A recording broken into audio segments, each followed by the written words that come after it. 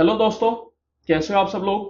Welcome to my YouTube channel SSC maths by Arpit. तो दोस्तों आज अपन एसएससी सीपीओ 2024 टायर 1 का 27 जून 2024 शिफ्ट 1 का पेपर करेंगे। चलिए स्टार्ट करते हैं। क्वेश्चन नंबर 1 है, how many metres of cloth will be required to make a conical tent the radius of whose base is 21 metres and height is 28 metres, the width of the cloth is 5 metres. तो यहाँ पे देखिए conical tent बनाने के लिए लगने वाले कपड़े की लंबाई अपन को बतानी है। चौड़ाई अपने पास दे रखी है 5 मीटर के बराबर। जब कभी भी अपन कोनिकल टेंट की बात करते हैं तो उसमें केवल और केवल कर्व्ड सरफेस एरिया की बात की जाती है, क्योंकि कोनिकल टेंट बनाते वक्त उसका जो नीचे का हिस्सा होता है, उसका बेस, उसको अपन खाली छोड़ते हैं। तो यहां पे अपन बोल सकते हैं कि इस कोनिकल टेंट का curved surface area is equal to area of that cloth. Cloth लंबाई अपन को बतानी है, चौड़ाई दे रखी है, दैट मीन्स कि कपड़े को अपन कैसा मानेंगे, रेक्टेंगल के शेप का मानेंगे। तो रेक्टेंगल के एरिया के बराबर कर देंगे इस कोन के कर्व्ड सरफेस एरिया को, तो वहां से उस कपड़े की लंबाई अपन को पता चल जाएगी। तो यहां पे देखिए आपको रेडियस दे रखी है 21 मीटर और हाइट दे रखी है 28 मीटर, लेकिन कोन का कर्व्ड सरफेस एरिया जो होता है वो होता है पाई आर एल। तो उसके लिए आपको जरूरत पड़ेगी स्लेंट हाइट की। स्लेंट हाइट मतलब ये एल जिसको अपन बोलते हैं, ये होती है हाइट, ये होती है रेडियस। अपन जानते हैं कि कोन में हाइट, रेडियस और स्लेंट हाइट मिला के एक राइट एंगल ट्राइंगल बनाती है। तो ये पाइथागोरस थ्योरम को फॉलो करेंगे। हाइट अपने पास है 28 मीटर के बराबर, रेडियस अपने पास है 21 मीटर के बराबर, स्लेंट हाइट अपन को निकालनी है। इनका रेशियो अपन ले लेते हैं सबसे पहले तो 7 से, जैसे ये 4 बार में, 7 से ये 3 बार में। अगर मैं बात करूं पाइथागोरस थ्योरम की, तो एक पाइथागोरस ट्रिपलेट अपन को याद है जो होती है 4 3 5। दैट मीन्स कि स्लेंट हाइट रेशियो में 5 आ जाएगी। ये जो 5 आई, ये कैसे आई, क्योंकि अपन ने 7 से डिवाइड कर दिया था। तो ओरिजिनल स्लेंट हाइट निकालने के लिए अपन को क्या करना होगा, इसको 7 से मल्टीप्लाई कर देना होगा। तो 7 पंजे 35। दैट मीन्स कि ओरिजिनल स्लेंट हाइट कितनी हो जाएगी, 35। तो फॉर्मूला लगा लेते हैं, pi r l 22/7 into radius 3 into slant height 35, sorry 3 नहीं 21, my mistake, into radius 21 into slant height 35 is equal to area of rectangle. Area of rectangle is length into breadth. तो यहां पे देखिए ये लेंथ कितनी है नहीं पता, वही अपन को निकालनी है, तो उसको अपन लेंथ ही रहने देते हैं, इंटू ब्रेथ बोल लो या विड्थ बोल लो, एक ही बात है, वो कितनी है 5 मीटर।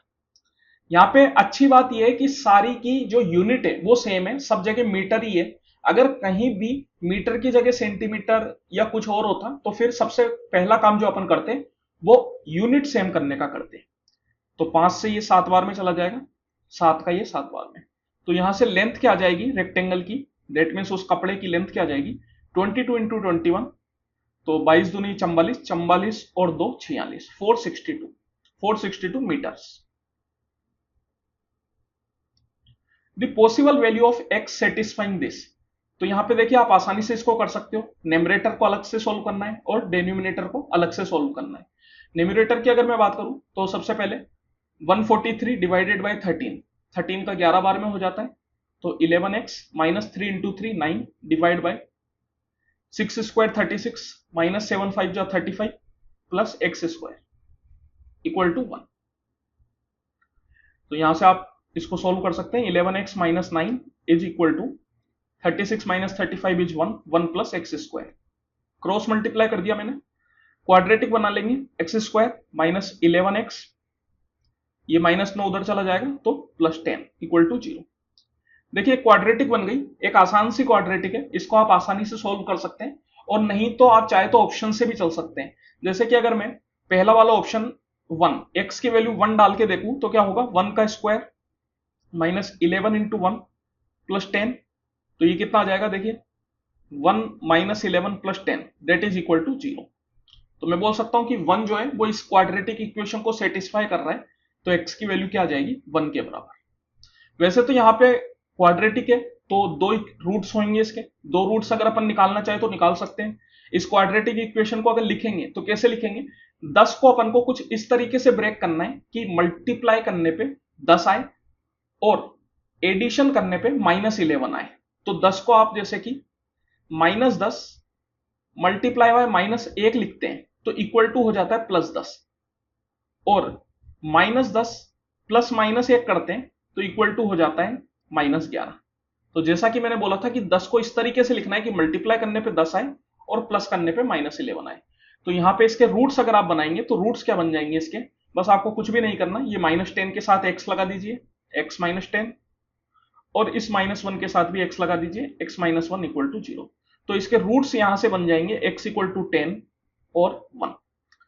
तो यहां पे अगर ऑप्शन से अपन चलेंगे तो ऑप्शन में केवल 1 ही है, दैट्स वाई अपना आंसर 1 आएगा।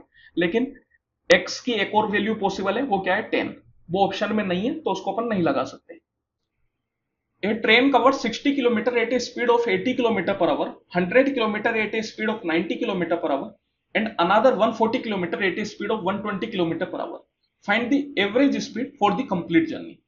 देखिए एवरेज स्पीड का फॉर्मूला अपन जानते हैं, एवरेज स्पीड इक्वल टू क्या होता है, total distance upon total time. Total distance सबसे पहले तो 60 किलोमीटर प्लस फिर 100 किलोमीटर और फिर 140 किलोमीटर, तो टोटल डिस्टेंस अपने पास हो गया 300 kilometre divide by total time. Time यहां पे अपन को नहीं दे रखा, टाइम अपन निकाल सकते हैं, टाइम इक्वल टू होता है डिस्टेंस अपॉन स्पीड। तो यहां पे सबसे पहले तो 60 किलोमीटर 80 की स्पीड से, तो टाइम कितना हो गया 60/80, प्लस फिर 100 किलोमीटर 90 की स्पीड से, तो टाइम हो गया 100/90, और फिर 140 किलोमीटर 120 की स्पीड से, 20 से ये 3 बार में, ये 4 बार में, ये तो 10 से 10 बार में, और ये 9 बार में, ये 20 से 7 बार में, ये 6 बार में। तो ऊपर में तो आ गया अपने पास 300, नीचे में आप एलसीएम ले लीजिए, 4 और 9, 4 9 6 का एलसीएम 36, 4 का 9 बार में 9 3 27, 9 का 4 बार में 40, प्लस 6 का 6 बार में ये 42। तो कितना आ गया 300 इंटू 36 डिवाइड बाय 7 और 2 9, 4 4 8 और 2 10। तो अब आप देख सकते हैं यहां पे सबसे पहले तो अपन को अप्रोक्सीमेट आंसर लेना है, क्योंकि जो ऑप्शन है अपने वो काफी दूर दूर है। अपन जानते हैं कि 36 का 3 बार में होता है 108, तो ये 3 पॉइंट समथिंग होएगा, लगभग 3.01 आप मान सकते हैं। और जब आप इसको 3 से कैंसिल आउट करेंगे 300 को, तो ये जो है वो 100 से थोड़ा कम ही होगा, क्योंकि अगर 3 होता तो 100 होता, लेकिन 3 पॉइंट समथिंग है, मतलब 3 से थोड़ा बड़ा है, तो ये 100 से थोड़ा छोटा होगा, तो इसको अपन 99 समथिंग मान सकते हैं। तो उसके हिसाब से जो ऑप्शन होएगा अपने पास ऑप्शन नंबर 2 हो जाएगा। ऑप्शंस अगर पास में होते तो फिर अपन पूरा सोल्व करते, लेकिन ऑप्शंस काफी दूर दूर है, तो अपन कह सकते हैं कि अपना आंसर हो जाएगा 99 kilometre per our. A 12-liter solution of acid and water contains 30% acid. एक 12 लीटर सॉल्यूशन जो है एसिड और वाटर का, उसमें 30% एसिड है। तो रेशियो निकाल लेते हैं एसिड और वाटर का। अगर 30% एसिड है तो वाटर कितना है 70%। कोई भी चीज को 100% मानते हैं, 30% एसिड हो गया तो वाटर कितना हो गया 70%। रेशियो अगर आप निकालेंगे तो रेशियो क्या हो जाएगा 3:7 का। अब बोला जा रहा है कि इसमें कितना वाटर मिलाया जाए कि सॉल्यूशन में 20% एसिड रह जाए, मतलब एसिड की मात्रा 20% हो जाए। तो अब आप देखिए यहां पे अगर मैं नया रेशियो ले तो क्या हो जाएगा, एसिड हो गया 20%, तो वाटर कितना हो जाएगा 80%। अब अगर मैं रेशियो ले तो 20 का एक बार में, 20 का 4 बार में, रेशियो हो गया 1:4 का। यहां पे आप देखिए एसिड के साथ कोई छेड़छाड़ नहीं की गई, एसिड पहले भी जितना था अभी भी उतना ही है, अपन ने सिर्फ और सिर्फ वाटर को मिलाया है। तो रेशियो में एसिड की क्वांटिटी को सेम कर देते हैं। यहां पे एसिड है 3 यूनिट, यहां पे एसिड है 1 यूनिट, तो इसको भी मैं 3 यूनिट कर देता हूं, इसके लिए 3 से इसको मल्टीप्लाई कर देते हैं। 3 से अगर मल्टीप्लाई करेंगे तो ये कितना हो जाएगा 3:12। अब आप देखिए एसिड की क्वांटिटी जितनी पहले थी उतनी ही अब रह गई, तो वाटर कितना मिल गया 7 से हो गया 12, दैट मीन्स कि 5 यूनिट जो है वाटर बढ़ गया। 3 + 7 10 होता है, और 10 की वैल्यू अपन को दे रखी है 12 लीटर, तो 5 की वैल्यू कितनी हो जाएगी 10 से 2 बार में, दैट मीन्स सॉरी 10 से 2 बार में नहीं, 10 से 1.2 बार में, माय मिस्टेक। तो 5 से कितना हो जाएगा 6 टाइम्स, 5 × 1.2 = 6। दैट मीन्स मैं बोल सकता हूं कि 6 लीटर पानी मिलाया गया है, तब जाके जो एसिड है वो 30% की जगह 20% हो गया टोटल का। क्वांटिटी अभी भी उतनी है, जितना एसिड पहले था अभी भी उतना ही है, एसिड की क्वांटिटी में कोई फर्क नहीं पड़ा, लेकिन परसेंटेज की अगर अपन बात करें तो परसेंटेज में एसिड घट गया, क्योंकि परसेंटेज में वाटर जो है वो पहले से बढ़ चुका है। द वैल्यू ऑफ दिस, इसकी वैल्यू अपन को फाइंड आउट करनी है। तो यहां पे देखिए एक आसान सा सवाल है। इस तरीके के सवाल को आप चाहे तो बोर्ड मास से कर सकते हैं, वैसे तो हर सवाल बोर्ड मास से ही किया जाता है, लेकिन विशेषकर चाहे तो बोर्ड मास लगा सकते हैं, नहीं तो अपन ऐसे भी नॉर्मल तरीके से कर सकते हैं, जैसे करते हैं बचपन से प्लस माइनस डिवाइड अपन जानते हैं कि सबसे पहले कौन किया जाता है। तो यहां पे अगर देखिए बोर्ड मास की बात करूं तो बोर्ड मास में बी का मतलब होता है ब्रैकेट। तो सबसे पहले जो आपको करना है वो करना है ब्रैकेट सोल्व। तो ब्रैकेट में भी सबसे अंदर ब्रैकेट पे जाइए, सबसे अंदर का ब्रैकेट ये है, इसमें आप लगाइए ODMAS। ओ का मतलब ऑफ, यहां पे ऑफ नहीं है, अगर ऑफ होता तो सबसे पहले अपन जो सोल्व करते वो ऑफ करते। ऑफ का मतलब भी मल्टीप्लाई करना ही होता है, लेकिन अगर आपको एक जगह ऑफ लिख के दे रखा है और एक जगह ये मल्टीप्लाई का साइन लगा के दे रखा है, तो आपको पहले OF वाला ऑफ करना है, बाद में ये मल्टीप्लाई के साइन वाला मल्टीप्लाई करना है। डी का मतलब डिवाइड, ए का मतलब एडिशन, एस का मतलब सब्ट्रैक्शन। तो चलिए इसके अंदर अपन आ गए, इसमें मेरे को ऑफ तो कहीं दिख नहीं रहा, तो डिवाइड पे चलते हैं, क्योंकि ओ के बाद जो है वो डी है। तो 60/4 15 प्लस 26/13 2, 15 और 2 17, तो इसकी वैल्यू आ गई 17। आगे एक माइनस साइन है, तो माइनस साइन से मल्टीप्लाई हो जाएगा, 28 - 17 दैट इज इक्वल टू कितना हो गया 11। फिर उसके आगे एक और माइनस साइन है, तो 35 - 11 दैट इज इक्वल टू 24। तो इस पूरे की वैल्यू कितनी आ जाएगी 24 के बराबर। If 10t plus cot t equal to 1, then one of the values of the expression is। देखिए 10t plus cot t आपको दे रखा है और 1/sin t plus cos t आपसे पूछ रहा है।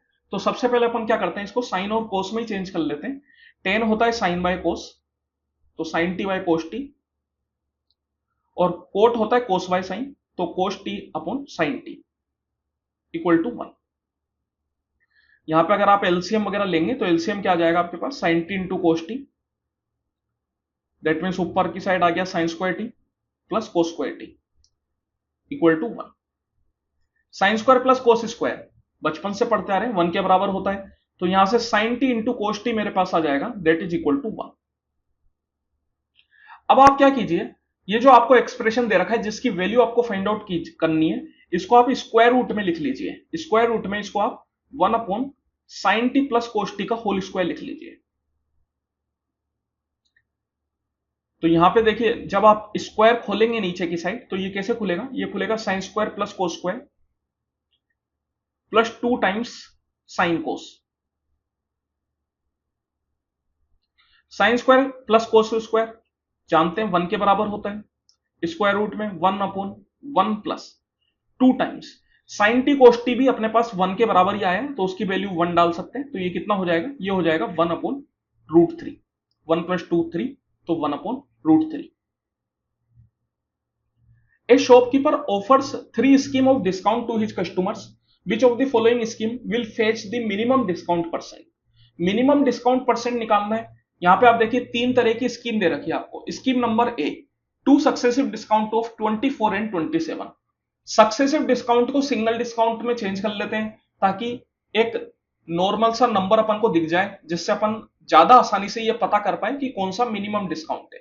2 नंबर होने की वजह से आसानी से पता नहीं कर सकते, तो सिंगल डिस्काउंट में चेंज कर लेते हैं। सिंगल डिस्काउंट के लिए फॉर्मूला अपन लगाते हैं x1 + x2 minus x1 x2 बटा 100। जब कभी भी आपको 2 सक्सेसिव डिस्काउंट दे रखे हो और एक सिंगल डिस्काउंट में चेंज करना हो, तो इस फॉर्मूले का इस्तेमाल कर सकते हैं। यहां पे फॉर्मूले में वैल्यू पुट कर दीजिए 24 + 27 माइनस 24 × 27 बटा 100। तो देखिए 24 + 27 कितना हो गया, 7 और 4 11 की एक कैरी चला गया, मतलब 51, और 24 × 27, तो यहाँ पे 24 × 27 आप चाहे तो निकाल सकते हैं, और वरना इसको अगर आप 25 × 25 मानना चाहें तो उसके हिसाब से 625 आएगा। तो ये जो नंबर है वो 625 के करीब होगा, और डिवाइड बाय 100 करेंगे तो 6.25। तो ये जो नंबर है पूरा नंबर मतलब 51 - 6.25, ये करीब करीब जो है 45 के करीब आएगा।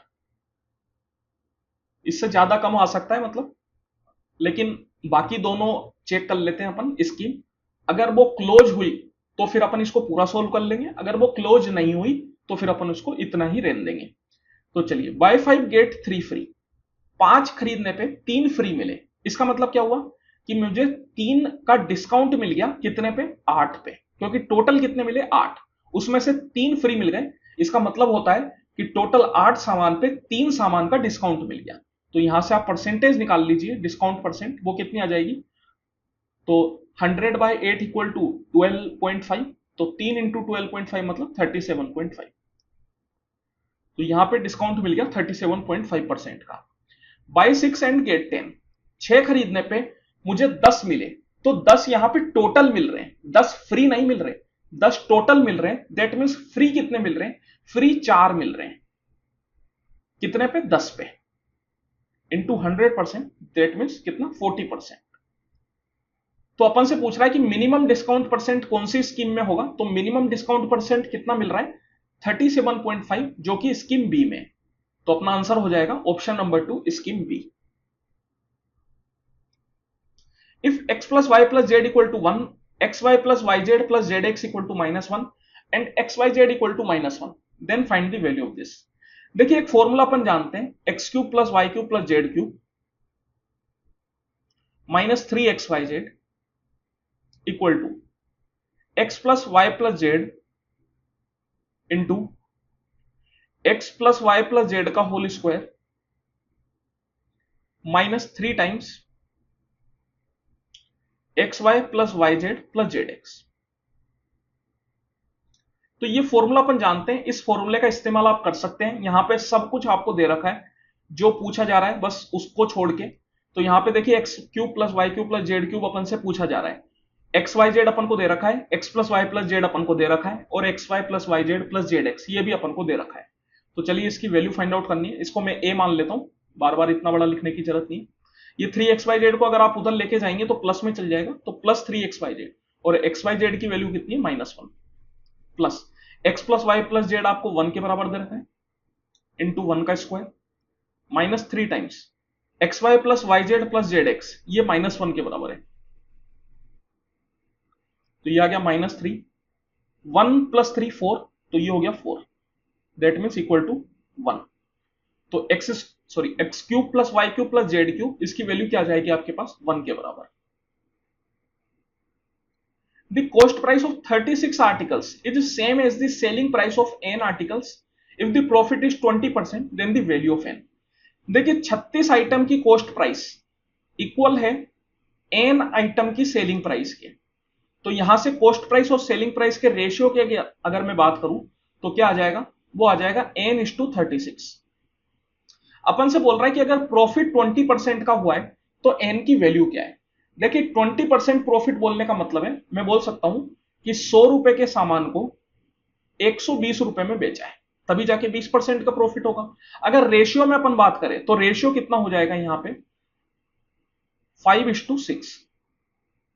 अब आप देखिए ये जो दोनों रेशियो है वो बराबर होने चाहिए, क्योंकि सेम चीज से आए। तो यहां पे ये होता है 6 का 6 बार में, तो मैं बोल सकता हूं कि 5 का 6 बार में हो जाएगा ये भी, दैट मीन 6 पंजे 30। तो n की वैल्यू कितनी आनी चाहिए, 30 आनी चाहिए। तो n इक्वल टू हो गया 30, option number 3। A can complete a piece of work alone in 200 days. A जो है अकेला किसी काम को 200 दिन में कर सकता है।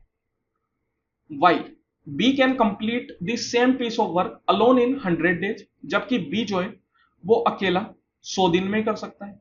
In every 3 day cycle both A and B work on day 1, only A works on day 2 and only B works on day 3। हर 3 दिन की साइकिल में पहले दिन A और B काम करते हैं, दूसरे दिन केवल A काम करता है, और तीसरे दिन केवल B काम करता है। इस तरीके से ये सिलसिला इनका चलता जाता है। मतलब चौथे दिन फिर से A और B साथ में काम करते हैं, पांचवें दिन केवल A, छठे दिन केवल B, इस तरीके से। और ये सिलसिला तब तक चलता है जब तक काम पूरा नहीं हो जाता। तो इस तरीके से करते हुए कितने दिन में ये दोनों काम कर देंगे, ये अपन से पूछा जा रहा है। तो सबसे पहले अपन इनके एलसीएम ले लेते हैं। 200 और 100 का एलसीएम अगर आप लेंगे तो 200 आ जाएगा, 200 का एक बार में, 100 का 2 बार में। तो ये हो गई इनकी एफिशिएंसी। दैट मीन्स कि अगर टोटल वर्क 200 यूनिट का है तो ए जो है वो हर दिन 1 यूनिट काम कर सकता है, और बी जो है हर दिन 2 यूनिट काम कर सकता है। अब आप देखिए जब पहले दिन ये साथ में मिलकर काम करेंगे तो कितने यूनिट काम करेंगे, 1 + 2 3 यूनिट। अगले दिन केवल ए काम करेगा, ए केवल 1 यूनिट काम कर सकता है, और उसके अगले दिन केवल बी काम करेगा, और बी जो है वो 2 यूनिट काम कर सकता है। तो यहां से 3 दिन में 6 यूनिट काम होता है। तो 200 को अपन 6 से डिवाइड कर लेते हैं, पूरा पूरा तो नहीं कटेगा ये, 6 का जो है 33 बार में हो जाता है 198, तो 2 रिमाइंडर बच गए यहां पे। अब आप यहां पे देखिए, ये जो 6 यूनिट था ये 3 दिन का काम था, तो टोटल डेज कितने हुए 33 इंटू 3, तो यहां से अपने पास आ गया 99 डेज। लेकिन अभी भी 2 यूनिट काम बचा है, क्योंकि 6 से अगर आप इसको डिवाइड करते हैं तो पूरा पूरा 198 ही जाता है, 2 आपका रिमाइंडर बच जाता है। दैट मीन्स कि 2 यूनिट काम अभी भी बचा हुआ है। अब 2 यूनिट काम करने कौन आएगा, ए प्लस बी आएंगे, क्योंकि अब नंबर ए प्लस बी का है, 3 3 के पेयर बन चुके, ए प्लस बी आएंगे। ए प्लस बी जो है वो 3 यूनिट काम कर सकते हैं, लेकिन काम तो 2 यूनिट करना है। तो क्या वो अपना पूरा दिन लगाएंगे क्या, नहीं, वो पूरा दिन नहीं लगाएंगे। वो क्या करेंगे, अपने दिन के 3 हिस्से कर लेंगे, उसमें से 2 हिस्से में यहां पे काम करेंगे, क्योंकि 2 यूनिट काम करना है, बाकी जो एक हिस्सा बचेगा उसमें कहीं और जाके काम करेंगे। दैट मीन्स कि 2 यूनिट काम करने के लिए वो सिर्फ और सिर्फ 2/3 दिन ही लेंगे, तो प्लस 2/3, दैट मीन्स 99 2/3, तो पूरा काम जो है वो 99 2/3 दिनों में हो जाएगा। एक टेबल अपन को दे रखी है, the number of students studying in class 10 from school P forms approximately what percentage of the total number of students studying in class 10 from all schools together. देखिए इस तरीके की सेम टेबल 2023 सीपीओ के papers में भी थी। अगर आप प्रीवियस ईयर क्वेश्चन करके गए होंगे तो आपको जरूर पता होगा, मैंने भी डाले हुए हैं 2023 के क्वेश्चंस, आप चाहे तो देख सकते हैं, यहाँ पे आई बटन पे आपको दिख जाएंगे। चलिए स्टार्ट करते हैं, ये वाला क्वेश्चन को देखते हैं अपन। तो क्या बोल रहा है कि total number of students studying in class 10 from school P ये है और क्लास 10 ये है। तो क्लास 10 में स्कूल पी से कितने बच्चे हैं, 144 बच्चे हैं। Is approximately what percentage of the total number of students studying in class 10 from all schools together. तो ये जो है 144 बच्चे, ये क्लास 10 के सारे बच्चों का कितना परसेंटेज है। क्लास 10 में हर स्कूल में मिला के कितने बच्चे हैं, 910 बच्चे। ये जो टोटल अपन को दे रखा है ये हर क्लास का सारे स्कूलों में मिला के दे रखा है, दैट मीन्स 910। तो 144/910 इंटू 100%। सबसे पहले तो 0 से 0 आप कैंसिल आउट कर सकते हैं। 91 का ये कितने बार में चला जाएगा, 91 का सबसे पहले ये 1 बार में चला जाएगा। उससे अगर मैं जाऊं ऑप्शन के हिसाब से, तो ऑप्शन में मेरे को केवल एक ऑप्शन नंबर 2 दिख रहा है जिसमें 1 से स्टार्ट हो रहा है, बाकी ऑप्शन तो 3, 2 या 8 इस तरीके के। तो अपन बोल सकते हैं कि आंसर तो अपना क्या हो जाएगा, ऑप्शन नंबर 2। आप चाहे तो इसको पूरा सोल्व कर लीजिए, लेकिन पूरा सोल्व करने की जरूरत नहीं, क्योंकि यहाँ पे अपन को ऑप्शन मार्क करने और अपन को जब पता चल चुका है कि यही अपना आंसर है तो फिर पूरा सोल्व करने की जरूरत नहीं होती। इन ट्राइंगल एबीसी के अंदर AD is the internal bisector of angle A. AD एक इंटरनल बाइसेक्टर है जो कि एंगल ए को 2 इक्वल पार्ट्स में बाइसेक्ट कर रहा है, कुछ इस तरीके से। Meeting the side BC at D if BD equal to 5, BD 5 है और BC 7.5 है। ये पूरा BC जो है वो 7.5 के बराबर है। अगर BC 7.5 है तो DC कितना हो जाएगा, 7.5 - 5 that is equal to 2.5। Then AB is to AC, तो AB और AC का रेशियो अपन से पूछा जा रहा है। देखिए जब कभी भी एंगल A को बाइसेक्ट किया जाता है तो उस केस में AB और AC का जो रेशियो होता है वो BD और DC के रेशियो के बराबर हो जाता है। तो यहां से आप डायरेक्टली AB और AC का रेशियो निकाल सकते हैं। BD आपके पास 5 है और DC आपके पास 2.5 है, तो रेशियो कितना हो जाएगा, ये 2.5 का 2 बार में, तो 2:1, 2:1 का रेशियो हो जाएगा। The sum of two numbers x and y where x is greater than y is equal to 4 times of their difference. Find the value of this.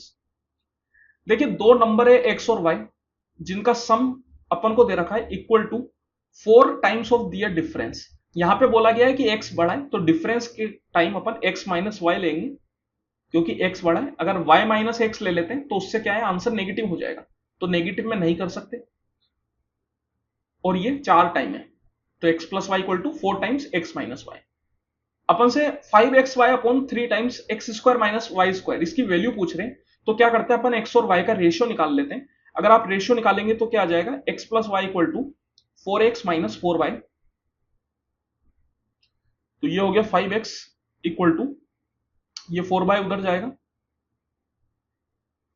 Sorry 5x नहीं, ये 3x होगा, 4x माइनस एक्स, ये 3x और ये होगा 5y।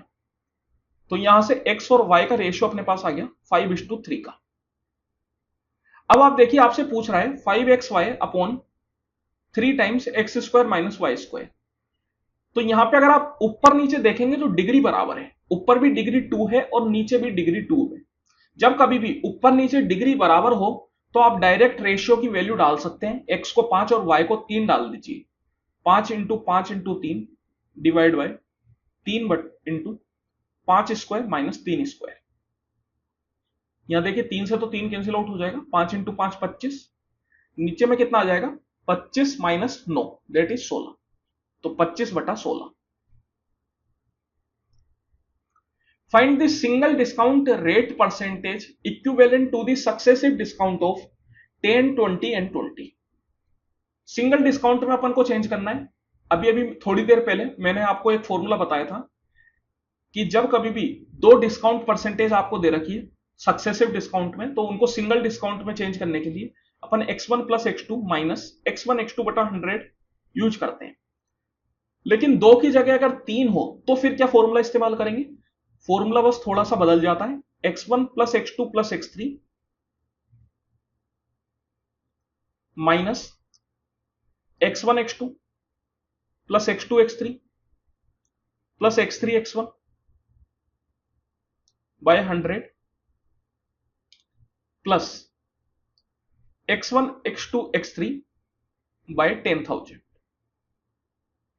तो दो की जगह अगर 3 हो तो ये नीचे वाला फॉर्मूला आप इस्तेमाल कर लीजिए। तो यहां पे x1 10 और x2 20 और x3 20 डाल दीजिए, तो 20 plus 30 sorry 20 minus 10 into 20 200, 20 into 20 400 और 20 इंटू 10 200 बटा 100 प्लस ये क्या होगा 10 into 20 into 20 that means 20 into 20 400, 400 into 10 4000, 4000 बटा 10,000।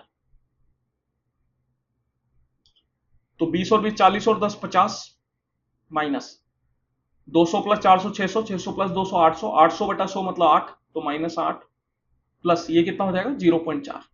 तो ये कितना आ गया 50 में 8 गए 42, 42.4। तो इतने परसेंट का सिंगल डिस्काउंट हो जाएगा।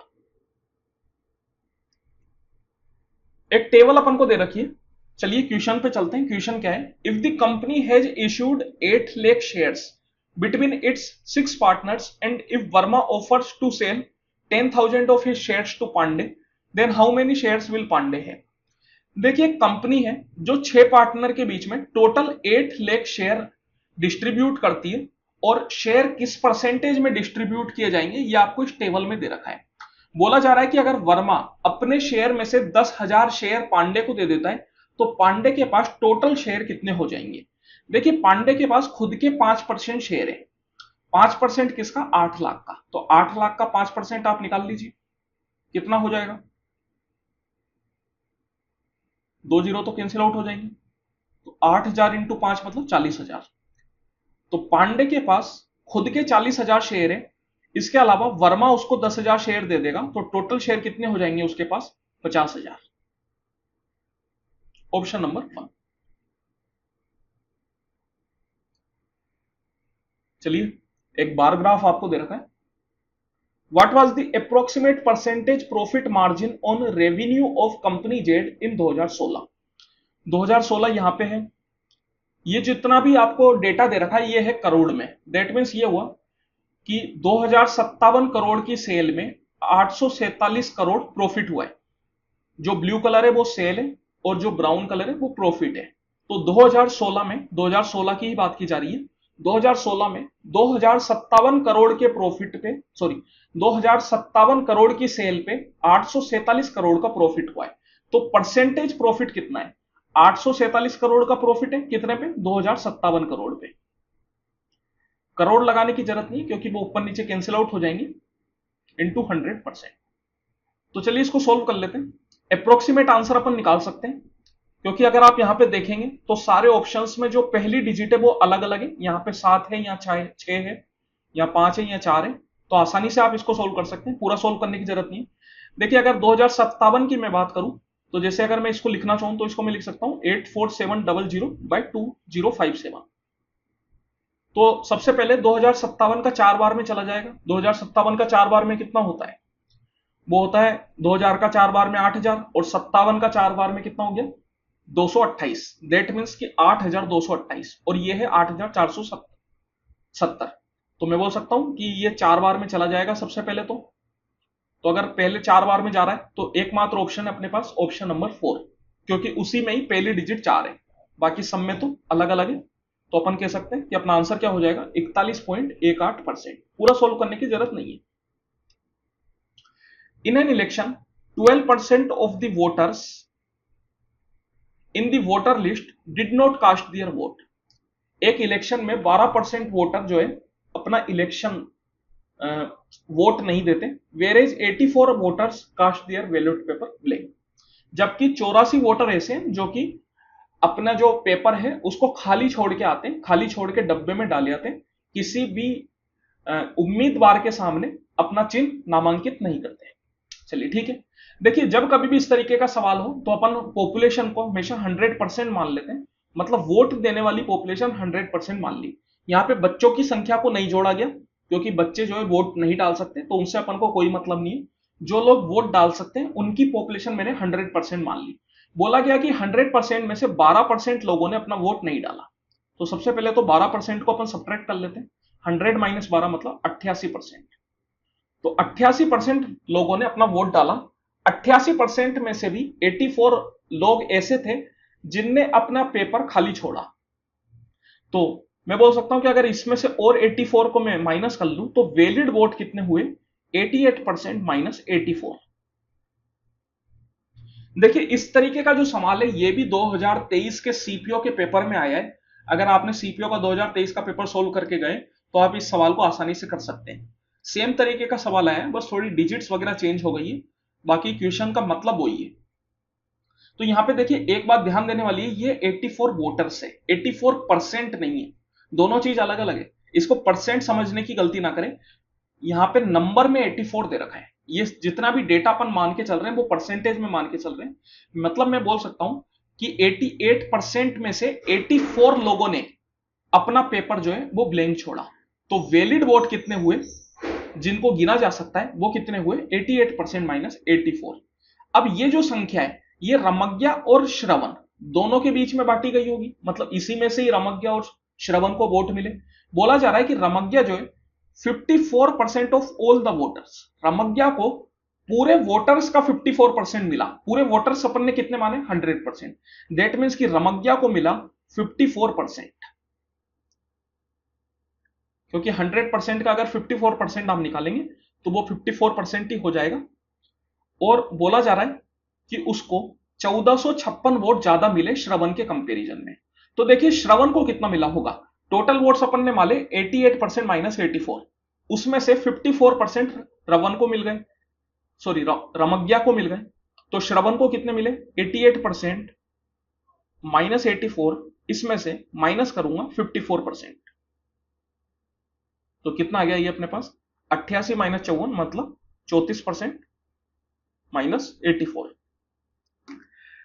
तो अब आप देखिए कि भैया 1456 वोट ज्यादा मिले, मतलब मैं बोल सकता हूं कि रमज्ञा और श्रवण के वोट का जो डिफरेंस है वो 1456 है।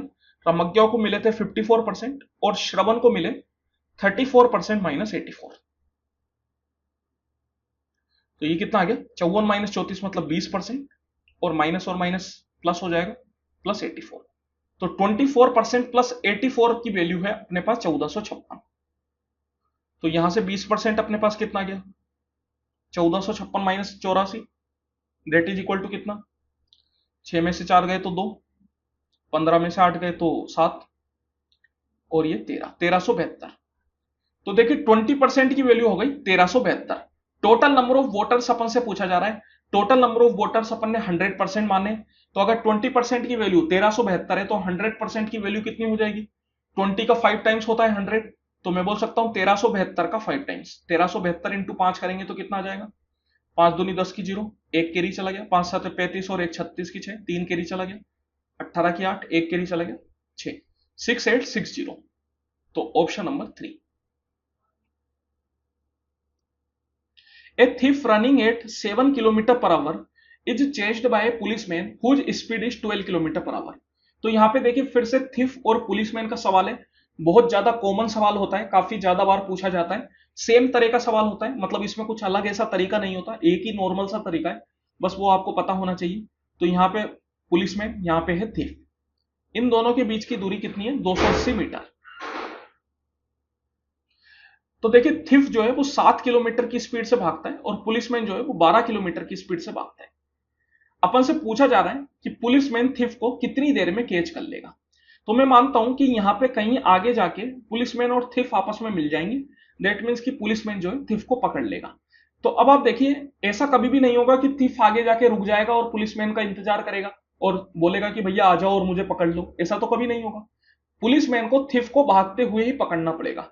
दैट मीन्स मैं बोल सकता हूं कि पुलिसमैन इस पॉइंट से इस पॉइंट पे पहुंचने में जितना समय लेगा, थिफ इस पॉइंट से इस पॉइंट पे पहुंचने पे उतना ही समय लेगा। दैट मीन्स ये हुआ कि दोनों के द्वारा लिया गया समय बराबर है। तो जब कभी भी समय बराबर होता है तो डिस्टेंस जो है वो इक्वल हो जाता है स्पीड के रेशियो के। मतलब डिस्टेंस का रेशियो जो होता है वो स्पीड के रेशियो के बराबर हो जाता है। स्पीड है 12 और 7 की, तो रेशियो क्या हो जाएगा? 12:7। तो यही रेशियो डिस्टेंस का भी हो जाएगा। तो यहां पे आप देखिए 12 और 7 में 5 का डिफरेंस आपको दिख रहा होगा। ये 5 का डिफरेंस क्यों है? क्योंकि इन दोनों के बीच में पहले की ही दूरी है 280 मीटर। तो 5 की वैल्यू हो गई 280। तो यहां पे आप चाहे तो 5 से काट लीजिए। 5 से कितनी बार में? 5 का 5 बार में 25, 6 बार में 30, मतलब 1 यूनिट की वैल्यू हो गई 56। पुलिसमैन जो है वो टोटल 12 यूनिट कवर करता है, 12 यूनिट भागता है। तो 12 यूनिट की वैल्यू कितनी हो जाएगी? 12 into 56 that is equal to 12 छक्के 72 की 2, 7 कैरी चला गया, 12 पंजे 60, दैट इज 67। तो 672 किलोमीटर, सॉरी मीटर, ये जो डेटा था ये मीटर में था। तो 672 मीटर्स इतना जो है वो पुलिसमैन भागता है। तो अपन से पूछा जा रहा है कि पुलिसमैन इतना कितनी देर में भागेगा। पुलिसमैन की स्पीड क्या है? पुलिसमैन की स्पीड है 12 किलोमीटर पर आवर।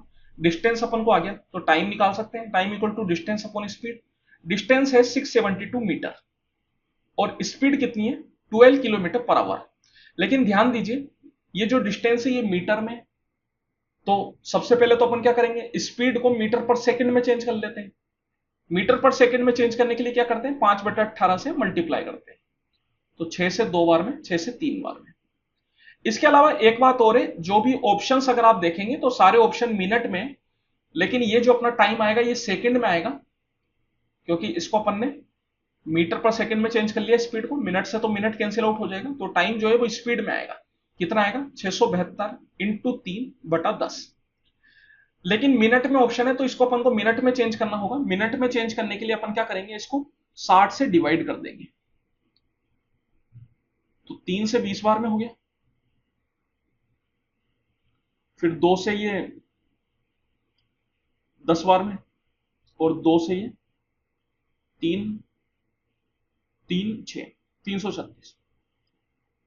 तो अभी भी देखिए आप 25 से इसको कैंसिल आउट, सॉरी 4 से आप कर सकते हैं इसको। जैसे कि 4 से अगर मैं इसको करूं तो 4 से कितनी बार में चला जाता है? 4 से 8 बार में 32, 4 बार में 16, और 4 से ये मिला के हो जाता है 25 बार में। 10 इंटू 10 100। तो 100 को अगर 4 से करेंगे तो 25 आ जाएगा। 25 3 75। तो ये हो गया 3 9/25, इतना मिनट।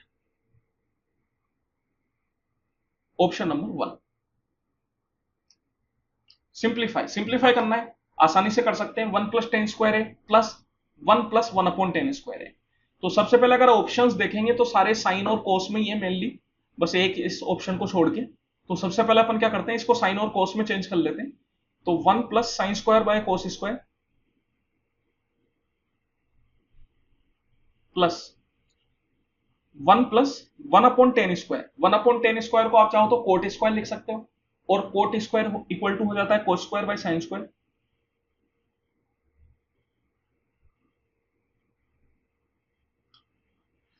तो यहां से आप देखिए एलसीएम ले सकते हैं। कोस स्क्वायर अगर एलसीएम लेंगे तो ये आ जाएगा कोस स्क्वायर है प्लस साइन स्क्वायर है बाय कोस स्क्वायर है।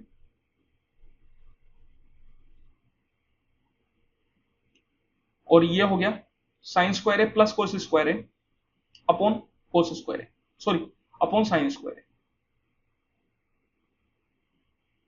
तो ऊपर तो दोनों साइड 1 1 आ जाएगा क्योंकि cos square plus sine square 1 होता है, तो ये आ गया 1 upon cos square plus 1 upon sine square. यहां पे फिर से अगर अपन एलसीएम लेना चाहें तो एलसीएम क्या जाएगा, अपने पास एलसीएम आ जाएगा cos square into sine square. ऊपर में फिर से आ जाएगा sign square plus cos square, that is again 1। नीचे में देखिए, नीचे में क्या होगा, कोस स्क्वायर को मैं लिख सकता हूं 1 minus sine square into sine square. तो नीचे में बन जाएगा 1 अपॉन साइन स्क्वायर है माइनस साइन की पावर 4 है, दैट इज ऑप्शन नंबर 2। तो यही आपका आंसर आ जाएगा।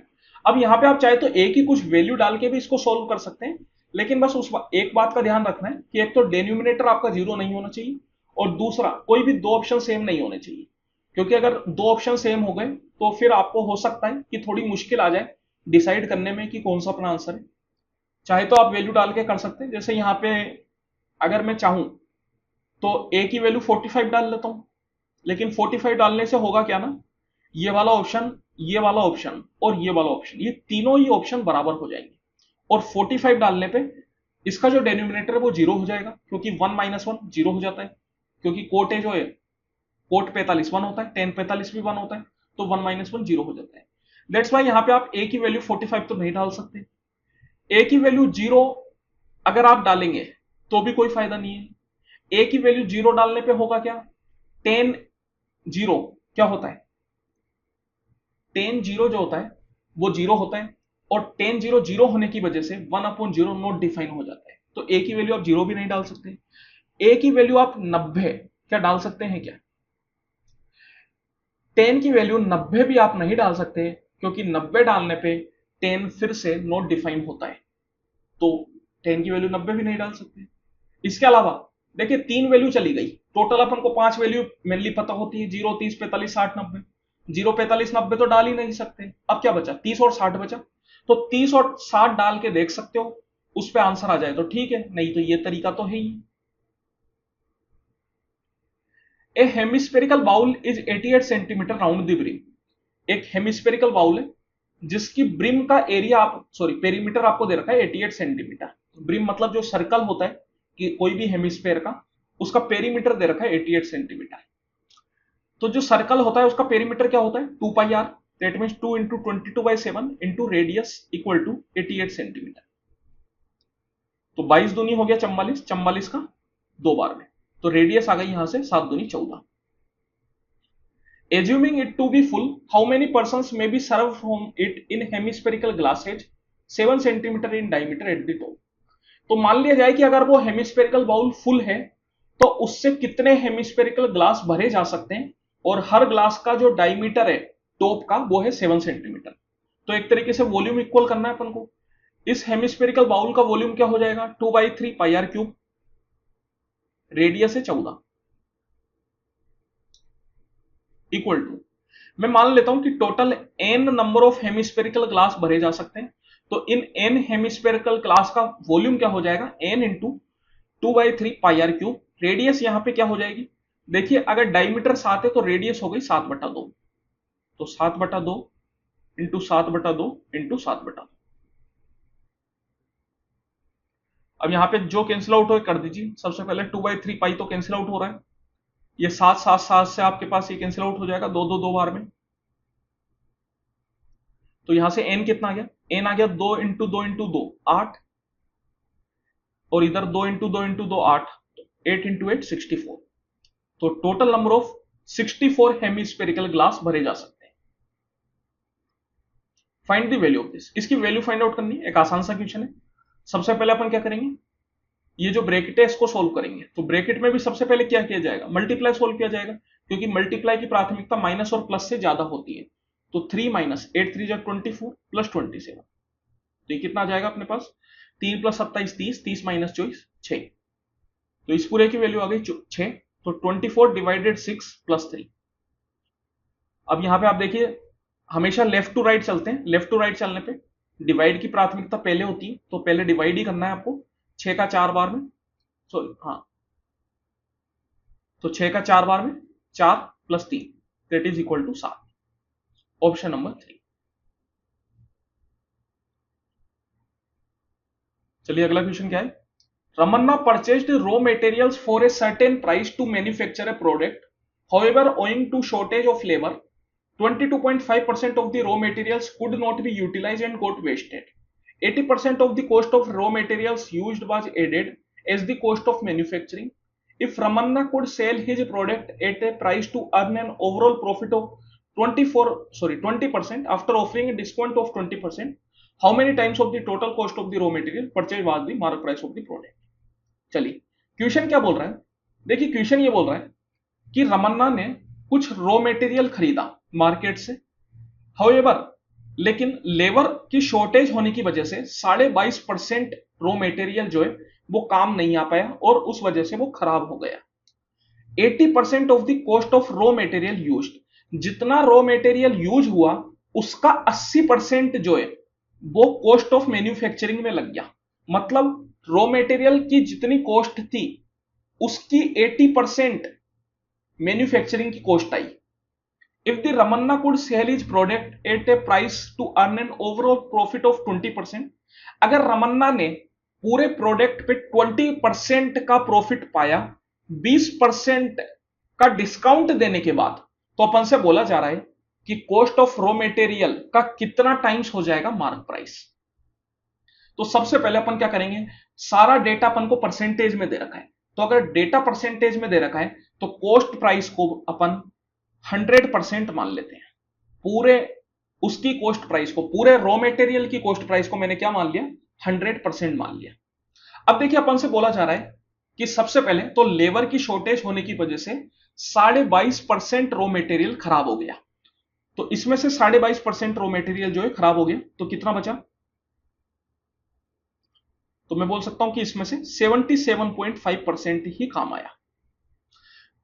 आगे बोला जा रहा है कि जितना रॉ मटेरियल काम आया उसका 80% कॉस्ट ऑफ मैन्युफैक्चरिंग लग गया, मतलब मैं बोल सकता हूं कि 77.5% रॉ मटेरियल काम आया, इसका 80% अगर आप निकालेंगे तो वो आती है आपके पास कॉस्ट ऑफ मैन्युफैक्चरिंग, तो इसका 80% निकालेंगे, चलिए 80% इसका निकाल लेते हैं, 87.5% का 80%, 80/100 इंटू 77.5%, तो 4 बार में और 5 बार में, 20 का 4 बार में, 20 का 5 बार में, 5 से अगर आप इसको काटेंगे तो कितना हो जाएगा, 5 का ये एक बार में 27, 5 पंजे 25 और 5 पंजे 25, तो 15.5 इंटू 4, 15 चौकू 60 और 20 मतलब 62, 62%। दैट मीन्स मैं बोल सकता हूं कि यहां पे 62% जो है उसकी कॉस्ट ऑफ मैन्युफैक्चरिंग आई। ठीक है, चलिए if Ramanna could sell his product at a price to earn an overall profit of 20%, अगर रमन्ना जो है पूरे उस पे 20% का प्रॉफिट पाता है 20% डिस्काउंट देने के बाद, तो देखिए पूरा ओवरऑल प्रॉफिट किस पे आएगा, ओवरऑल कॉस्ट प्राइस पे। कॉस्ट प्राइस सबसे पहले तो 100% लगी थी, उसके अलावा 62% जो है उसकी मैन्युफैक्चरिंग में भी लगी। अब आप सोच रहे होंगे कि भैया 22.5% तो घट गया ना, नहीं 22.5% घटा नहीं, 22.5% खराब हो गया, तो खराब हो गया तो वो भी तो कॉस्ट प्राइस हुआ ना, क्योंकि मेरा तो पैसा लग चुका है, मतलब रमन्ना का तो पैसा लग ही चुका है ना, तो उसको अपन हटाएंगे थोड़ी, उसको भी अपन ऐड करेंगे। दैट मीन्स कि 100 प्लस 62, यहां पे मैंने जब रॉ मटेरियल मतलब मैन्युफैक्चरिंग की कॉस्ट निकाली तो उसमें मैंने 77.5 की ही क्यों ली, क्योंकि 22.5% जो था वो खराब हो चुका था, तो उससे कुछ सामान बना ही नहीं, तो उसमें कोई मैन्युफैक्चरिंग की कॉस्ट नहीं आएगी, तो वहां पे कॉस्ट ऑफ मैन्युफैक्चरिंग बच गई, लेकिन सामान खरीदते वक्त अपन ने पूरे 100% दिए थे, तो टोटल जो कॉस्ट आई उसमें अपन को इंक्लूड करना पड़ेगा। तो टोटल कॉस्ट निकल के जो आती है वो निकल के आती है 100 प्लस 62 दैट इज 162%, तो टोटल कॉस्ट प्राइस पड़ती है 162%।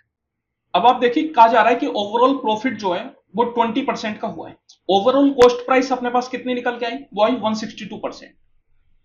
तो मैं बोल सकता हूं कि 162% पे 20% का अगर प्रॉफिट है तो टोटल सेलिंग प्राइस कितनी बन जाएगी? टोटल सेलिंग प्राइस बन जाएगी इसकी 120%, that is 120/100।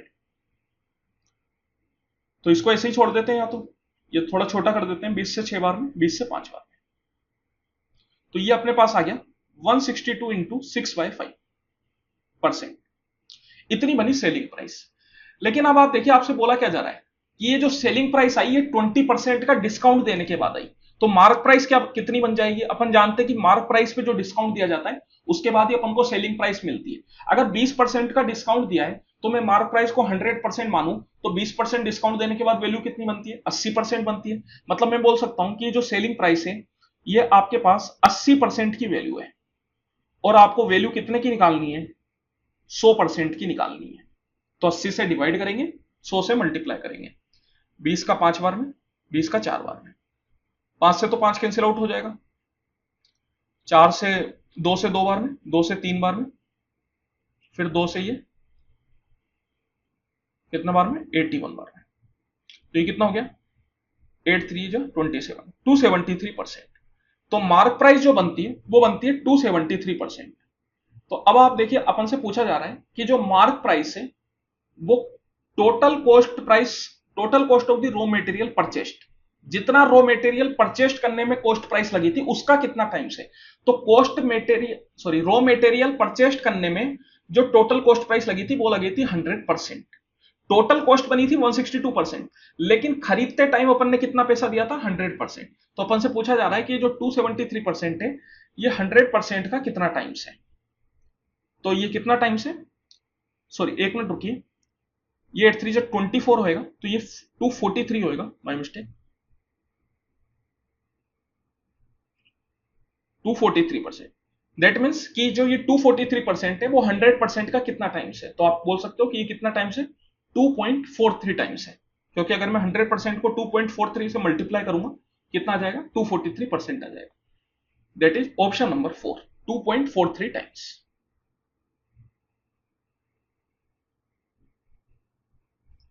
If the sum of two numbers x and y is 12 and their product is 27, find the sum of their cubes. अगर x और y का सम 12 है और उनका प्रोडक्ट 27 है तो आपसे क्या पूछा जा रहा है? आपसे पूछा जा रहा है sum of their cubes. That means कि x cube plus y cube आपसे पूछा जा रहा है। तो आप देखिए, इस तरीके की क्वेश्चंस को आप आसानी से सोल्व कर सकते हैं। एक तो वैसे अपन फॉर्मूला जानते ही है, x cube plus y cube equal to x plus y का whole cube minus 3xy into x plus y. सब कुछ आपको दे रखा है, फॉर्मूले में वैल्यू पुट करके आंसर निकाल सकते हैं। लेकिन इतना भी करने की जरूरत नहीं है, यहाँ पे अपन हिट एंड ट्रायल मेथड का भी इस्तेमाल कर सकते हैं। जैसे कि आपको कुछ इस तरीके से एक्स वाई को तोड़ना है कि 27 आ जाए मल्टीप्लाई करने पे और ऐड करने पे 12 आ जाए। तो यहाँ पे जो आसान सी चीज अपन को दिख रही है वो दिख रही है 9 और 3। अगर मैं 9 इंटू 3 करता हूं तो 27 आता है। इसको अगर मैं 9 रखूं और इसको 3 रखूं तो 9 इंटू 3 करने पे 27 आएगा और 9 प्लस 3 करने पे 12 आ जाएगा। दैट मीन्स मैं बोल सकता हूं कि 9 और 3 इनको सेटिस्फाई कर रहे हैं। तो x की वैल्यू हो गई 9 और y की वैल्यू हो गई 3। 9 क्यूब होता है 729 प्लस 3 क्यूब होता है 27। तो ऐड करेंगे तो कितना हो जाएगा? 9 और 7 16 की 6, एक कैरी चला गया, मतलब 756। Option number 3। Two numbers are in the ratio 3:7. If 11 is subtracted from each, the ratio between the numbers becomes 7:20. Find the smaller number.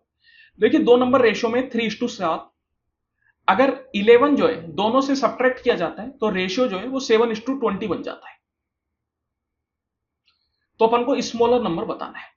तो देखिए, जब कभी भी इस तरीके का सवाल आए जहां पे दोनों में से कुछ ना कुछ सब्ट्रैक्ट किया गया है तो आप क्या कीजिए, इनका डिफरेंस सेम कीजिए। यहां पे अगर आप डिफरेंस देखेंगे तो 7 और 3 4 का डिफरेंस है।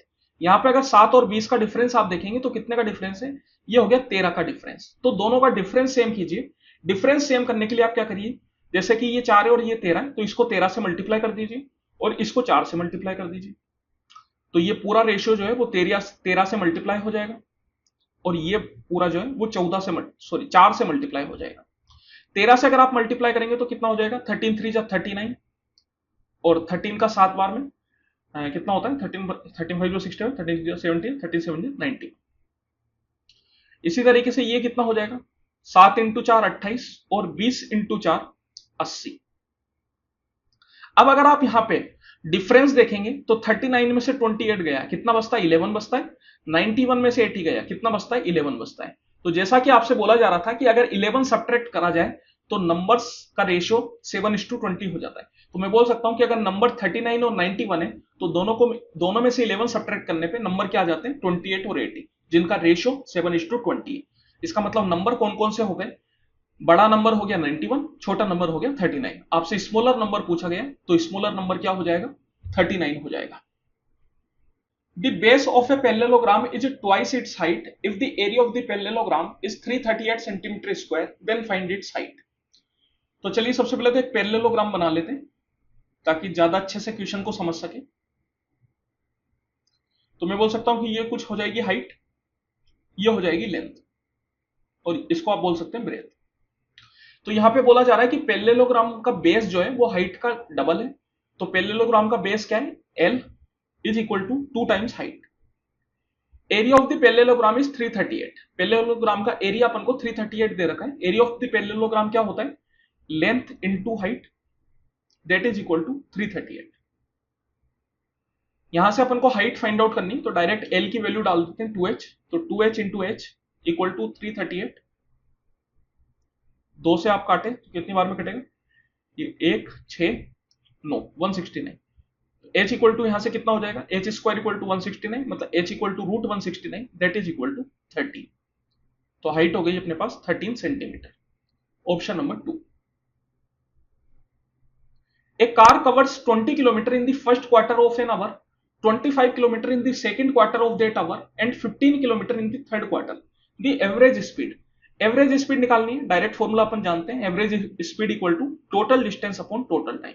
तो देखिए सबसे पहले तो 20 किलोमीटर कवर किए, फिर 25 किलोमीटर कवर किए, और फिर 15 किलोमीटर कवर किए। तो ये तो हो गया अपना टोटल डिस्टेंस। टोटल टाइम तो 20 किलोमीटर 1 घंटे के पहले क्वार्टर में। क्वार्टर की जब बात की जाती है इसका मतलब है कि उसके 4 हिस्से किए। क्वार्टर का मतलब क्या होता है?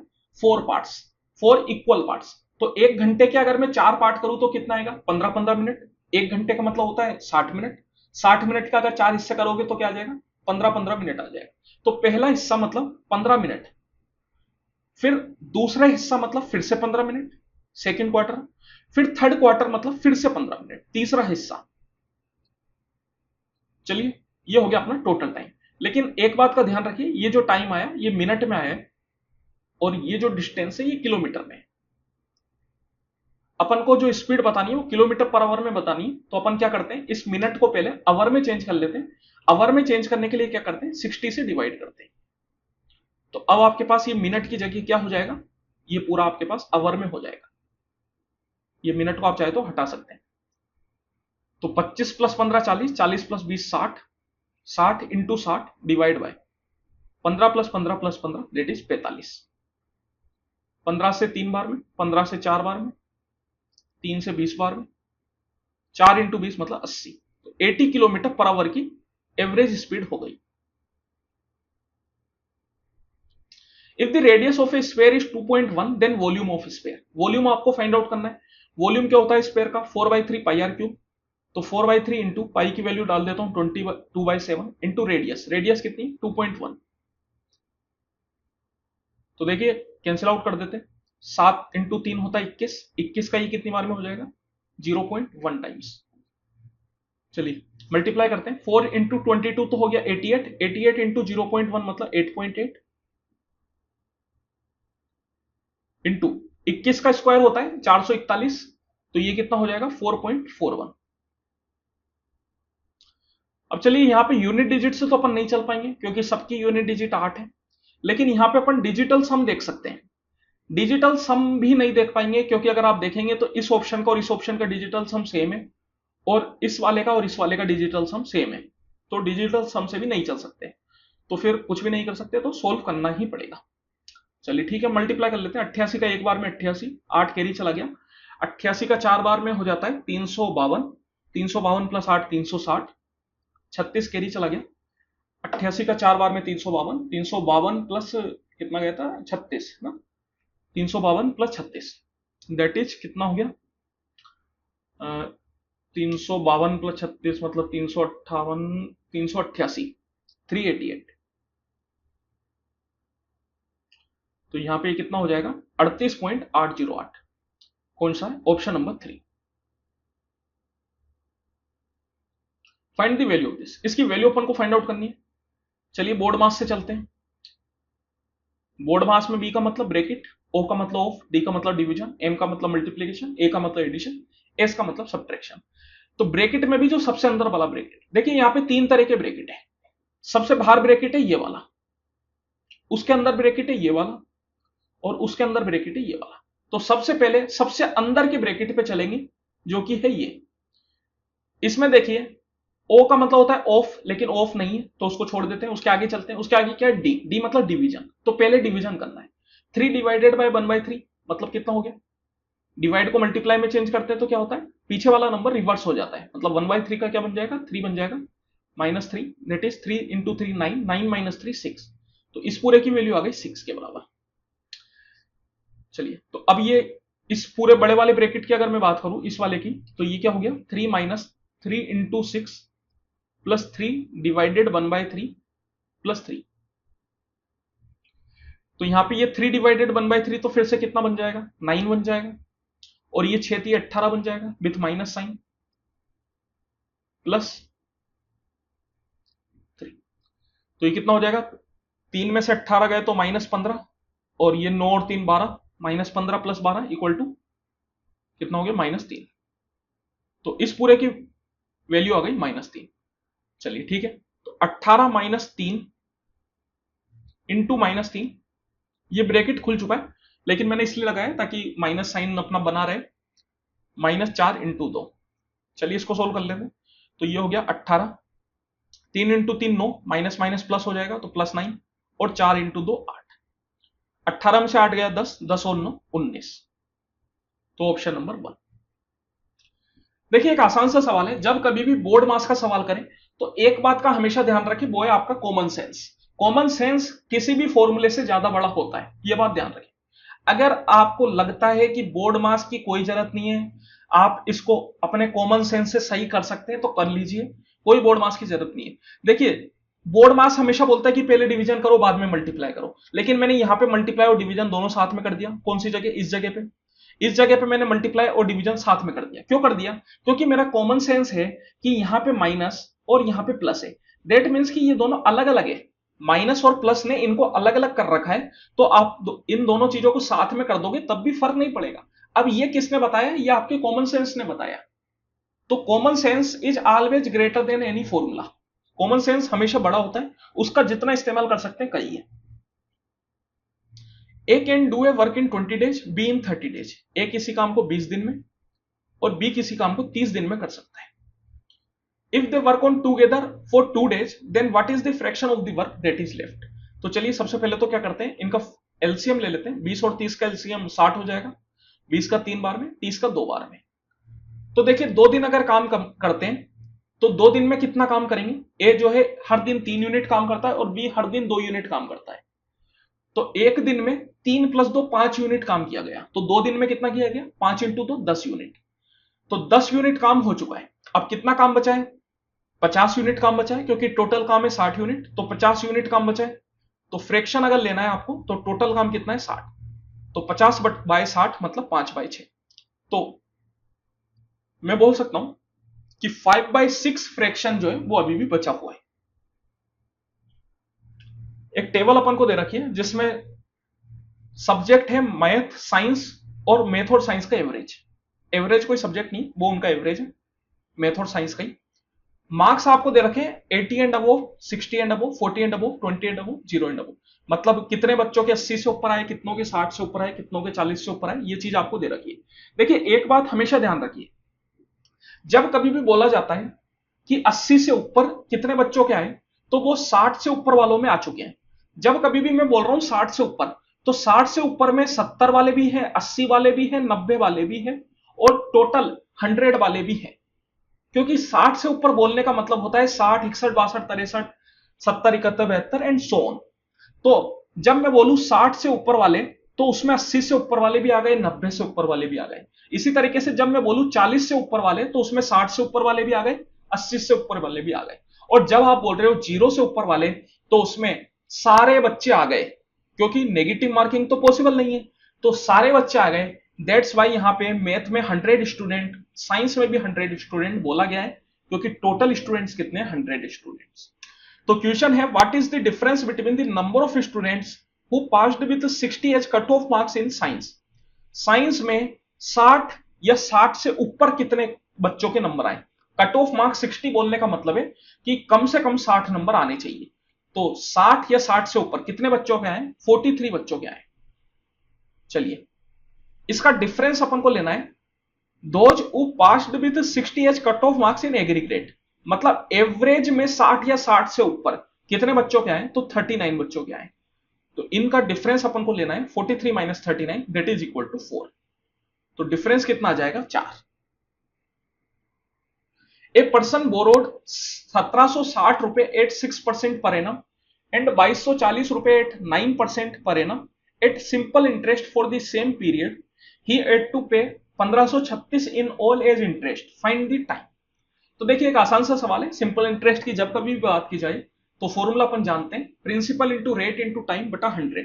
प्रिंसिपल है 1760, रेट है 6%, टाइम अपन को निकालना है जिसको अपन टी मान देते हैं, बटा 100 प्लस फिर प्रिंसिपल है 2240, रेट है 9% और टाइम अपन को निकालना है जिसको अपन फिर से टी रहने देते हैं क्योंकि दोनों केस में सेम टाइम इस्तेमाल हो रहा है, बटा 100। तो यहां पे आप देखिए इससे जो इंटरेस्ट मिला और इससे जो इंटरेस्ट मिला, दोनों का इंटरेस्ट अपन को बराबर दे रखा है 1536 की। तो यहां से आप टी की वैल्यू निकाल लीजिए। सबसे पहले तो जो कैंसिल आउट है उसको तो कैंसिल आउट कर दीजिए। चलिए सोल्व कर लेते हैं इसको। 6 इंटू 6 36 की 6, 3 कैरी चला गया, 7 6 जो 42, 3 45, 4 कैरी चला गया, दैट मींस 1056 टी प्लस 9 4 जो 36 की 6, 3 कैरी चला गया, 9 दूनी 18 और 3 21 की है, 2 ऊपर चला गया, 9 दूनी 18 और 2 20 इक्वल टू, ये कितना हो जाएगा, 10 ऊपर उधर जाएगा मल्टीप्लाई में तो 15 360। ये हो गया 6 और 6 12 की 2, 1 कैरी चला गया तो 5 और 1 6 और 1 7, 10 और 20 30, तो 3072 टी इक्वल टू 15360। तो यहां से टी इक्वल टू आ गया आपके पास 15360 बटा 3072। तो इसको सोल्व करना है आपको। तो ऑब्वियस है कि जैसा अपन ऑप्शन से देख सकते हैं एक इंटीजर वैल्यू है, इसका मतलब है कि ये डायरेक्ट कैंसिल आउट हो जाएगा। तो मैं बोल सकता हूं कि 3000 का 5 बार में चल जाएगा, क्योंकि 3000 का 5 बार में 15000 होता है, तो 3072 का ये 5 बार में हो जाएगा। दैट मीन्स टाइम कितना आ जाएगा, 5 years. Option number 2। Find the value of this, फिर से इसकी वैल्यू अपन को फाइंड आउट करनी है, दैट इज बोर्ड मास। लेकिन बोर्ड मास की यहां पे कोई जरूरत नहीं, कॉमन सेंस का इस्तेमाल अपन करेंगे। तो सबसे पहले तो कॉमन सेंस यही बोलता है कि भैया इस ब्रैकेट को अपन को हल करना है, तो 5 + 4 को हल करके 9 लिख देते हैं। अब आप देखिए कॉमन सेंस का इस्तेमाल करते जाइए, 24/2 मतलब 12, तो 12 + 12 माइनस 7 इंटू 30 कितना होता है, ये हो गया 210 डिवाइडेड बाय 6। 210 को 6 से डिवाइड करेंगे तो क्या हो जाएगा, कितना हो जाता है भैया बताना, 6 का 5 बार में थी, 5 से 35 35 है ना, प्लस ये 5 + 4 9, 9 into 8 72 plus 8 divided by 8 1 minus 8। बस सोल्व कर लीजिए तो कितना हो जाएगा, 12 और 12 24, 24 और 72 कितना हो गया भैया, 24 और 72 मतलब 96, 96 + 1 97 माइनस 35 और 8 43, 7 में से 3 गया 4 और 9 में से 4 गया 5, that is 54। Option number 3। Simplify करना है इसको, फिर से बोर्ड मास। सिंप्लीफिकेशन के क्वेश्चन कुछ ज्यादा ही है, इतने क्वेश्चन डालने से फायदा नहीं है, मतलब क्योंकि काफी सारे चैप्टर है, डाइवर्सिफाई होने चाहिए क्वेश्चंस, हर चैप्टर से कुछ ना कुछ क्वेश्चन जरूर आने चाहिए। एक ही चैप्टर से इतने ज्यादा क्वेश्चन डाल देंगे तो कोई फायदा नहीं होगा उससे। चलिए ठीक है कोई बात नहीं, जैसे उनकी अपन क्या कर सकते हैं उसमें। तो यहाँ पे देखिए सबसे पहले तो ब्रैकेट के अंदर अपन चलेंगे। ब्रैकेट में जैसा कि मैंने आपको बताया बोर्ड मास में ब्रैकेट के अंदर जाने के बाद आपको ये ODMAS ये परफॉर्म करना होता है। इसमें सबसे पहले ओ मतलब ऑफ, ऑफ की प्राथमिकता इस एम वाले मल्टीप्लाई से पहले होती है। ऑफ का मतलब भी मल्टीप्लाई करना ही होता है लेकिन प्राथमिकता ज्यादा होती है। सबसे पहले तो ऐसे करते हैं, ये जो अपन को फ्रैक्शंस दे रखे इनको अपन नॉर्मल फ्रैक्शंस में चेंज कर लेते हैं। तो 5 3 15 और 1 16, 16/5 ऑफ 4 दूनी 8 और 3 11/4 डिवाइडेड 11/3 प्लस 5 दूनी 10 और 1 11/5 डिवाइडेड 5 इंटू 1 और 2 7/5 ऑफ 7 और 3 10/7 माइनस 3 दूनी 6 और 1 7/3। अब आप देखिए इस ब्रैकेट को आपको सोल्व करना है, तो सबसे पहले ऑफ मतलब मल्टीप्लाई आपको करना पड़ेगा। तो ये हो गया 11/5 डिवाइडेड 7/5 इंटू 10/7, 5 से 2 बार में 7 से 7 बार में, ये तो कैंसिल आउट 5 से 2 बार में, तो ये आ गया 2 माइनस 7/3। अब आप जानते हैं डिवाइड करेंगे पहले, क्योंकि डिवाइड की प्राथमिकता माइनस से ज्यादा होती है। तो डिवाइड करते वक्त अपन क्या करते हैं, डिवाइड को अगर मल्टीप्लाई में चेंज करना है तो पीछे वाले नंबर को रेसिप्रोकल करना होता है। रेसिप्रोकल केवल और केवल इस 2 को करेंगे। ये -7/3 अपनी जगह पे ही रहेगा, इसका कोई चेंज नहीं होगा। 2 को रेसिप्रोकल करेंगे तो क्या हो जाएगा 1/2 -7/3। तो ये आ गया 11/10 -7/3, मतलब कितना हो गया ये 33 -70 बोल सकते हैं आप बटा 30। 33 में से 70 जाएंगे तो कितना बचा 34 है ना, माइनस में 34 -34/30। तो इस पूरे की वैल्यू आ गई -34/30। तो चलिए बाकी को सोल्व कर लेते हैं। अब देखिए फिर से यहाँ पे ऑफ की जगह मल्टीप्लाई आपको करना है, तो कर देते हैं यहाँ पे 4 का 4 बार में, तो 11 चौको 44/5 डिवाइड। अब डिवाइड को मल्टीप्लाई के साइन में अपन चेंज करते हैं, तो क्या करते हैं पीछे वाले नंबर को रिवर्स करते हैं, तो ये 3/11 प्लस इस पूरे ब्रैकेट की वैल्यू आ गई थी अपने पास -34/30। तो 11 का 4 बार में 4 दिए 12/5 -34/30। तो यहां पे आ गया 30 एलसीएम, 5 का 6 बार में 12 छके 72 -34। 72 में से 34 गया तो कितना बचा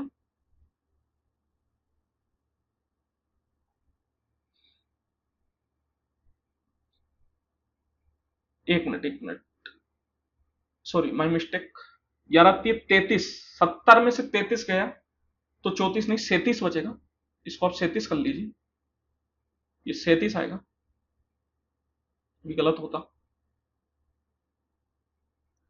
तो 72 में से 37 गया कितना बचा 12 में 7 गया 5 और 6 में से 3 गया 3, दैट मीन्स 35। 35/30, 35/30 का मतलब कितना हो गया, इधर लिख देते हैं 35/30 मतलब 5 से काट सकते हैं इसको, 5 से 7 बार में 5 से 6 बार में, दैट इज 1/6, ऑप्शन नंबर 1।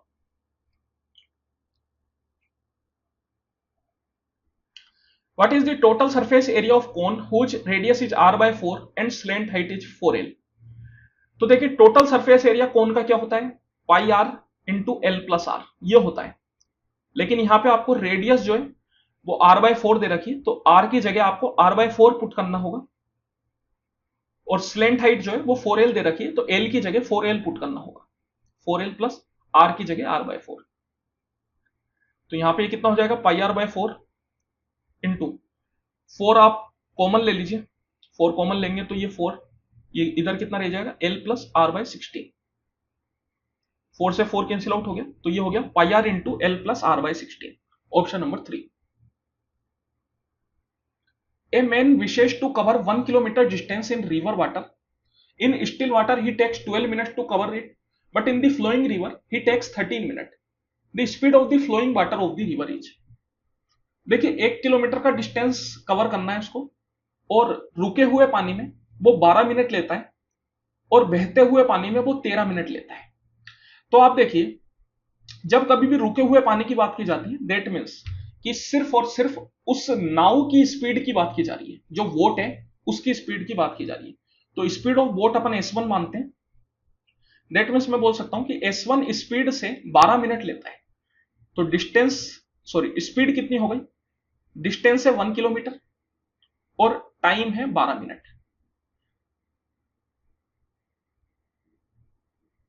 तो यहां पे आप क्या कीजिए इस 12 को जो है आवर में चेंज कर लीजिए, क्योंकि यहां पे डिस्टेंस तो आपको किलोमीटर में, तो स्पीड आपकी किलोमीटर पर आवर में बन जाएगी। इसके लिए आपको क्या करना होगा, मिनट से आवर में चेंज करना होगा, उसके लिए आपको 60 से डिवाइड करना होगा। तो ये कितना हो गया 12 का 5 बार में, that means 5 kilometre per our. इसके अलावा अपन को दे रखा है कि जो फ्लोइंग रिवर है, जब रिवर बह रही है तो उस टाइम पे वो 13 मिनट लेता है। देखिए जब नदी बहती है तो या तो स्पीड बोट की S1 प्लस S2 होती है या S1 माइनस S2 होती है, जहां पे S2 जो है वो नदी की स्पीड है।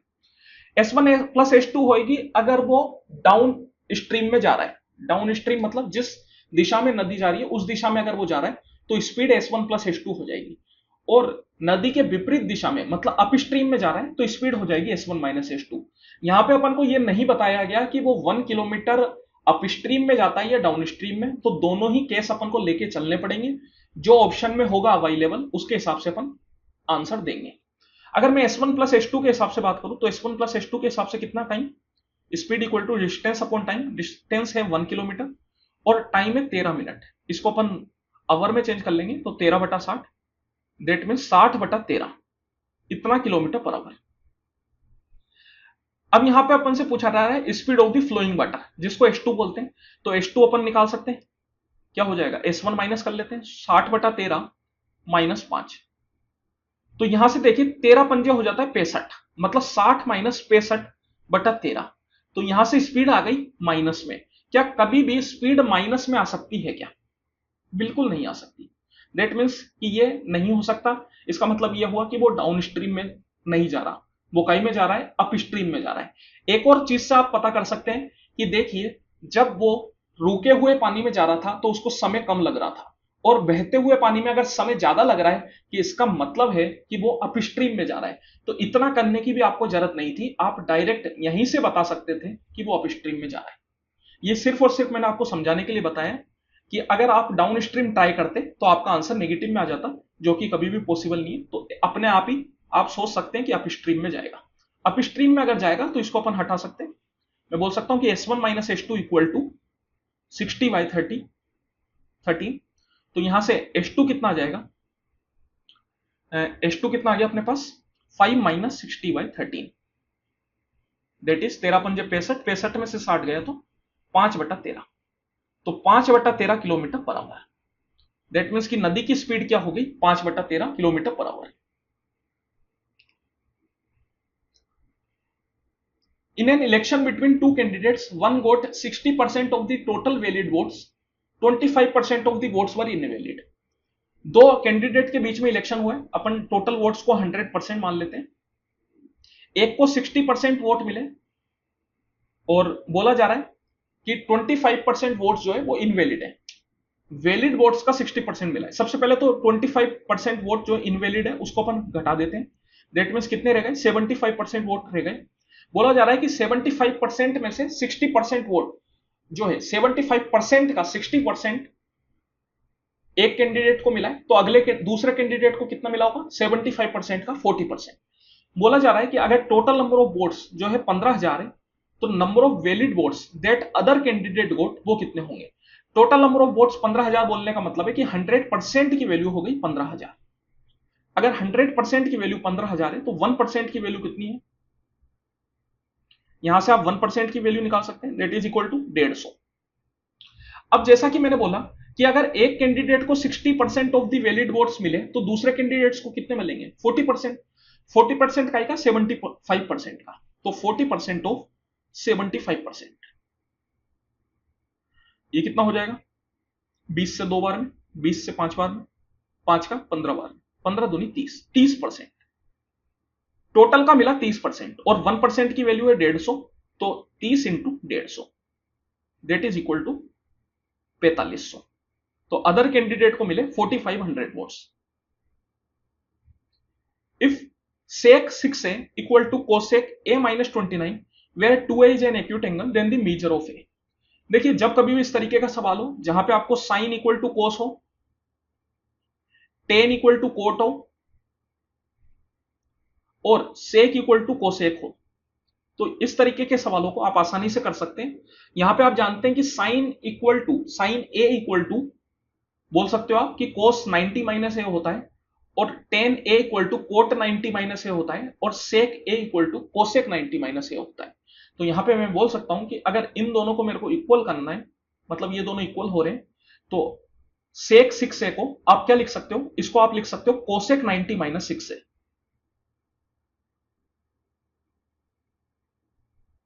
और ये चीज इक्वल है कोसेक a माइनस 29 के। तो ये दोनों इक्वल तभी होंगे जब इनके एंगल इक्वल होंगे। दैट मीन्स कि 90 minus 6 equal to a minus 29। तो यहां से कितना हो गया 7 है equal to 90 plus 29 that is 129। 7 का ये कितनी बार में हो जाता है? 7 का एक बार में, और कितना हो गया 59। 59 तो जाता नहीं, सॉरी 129 नहीं 119।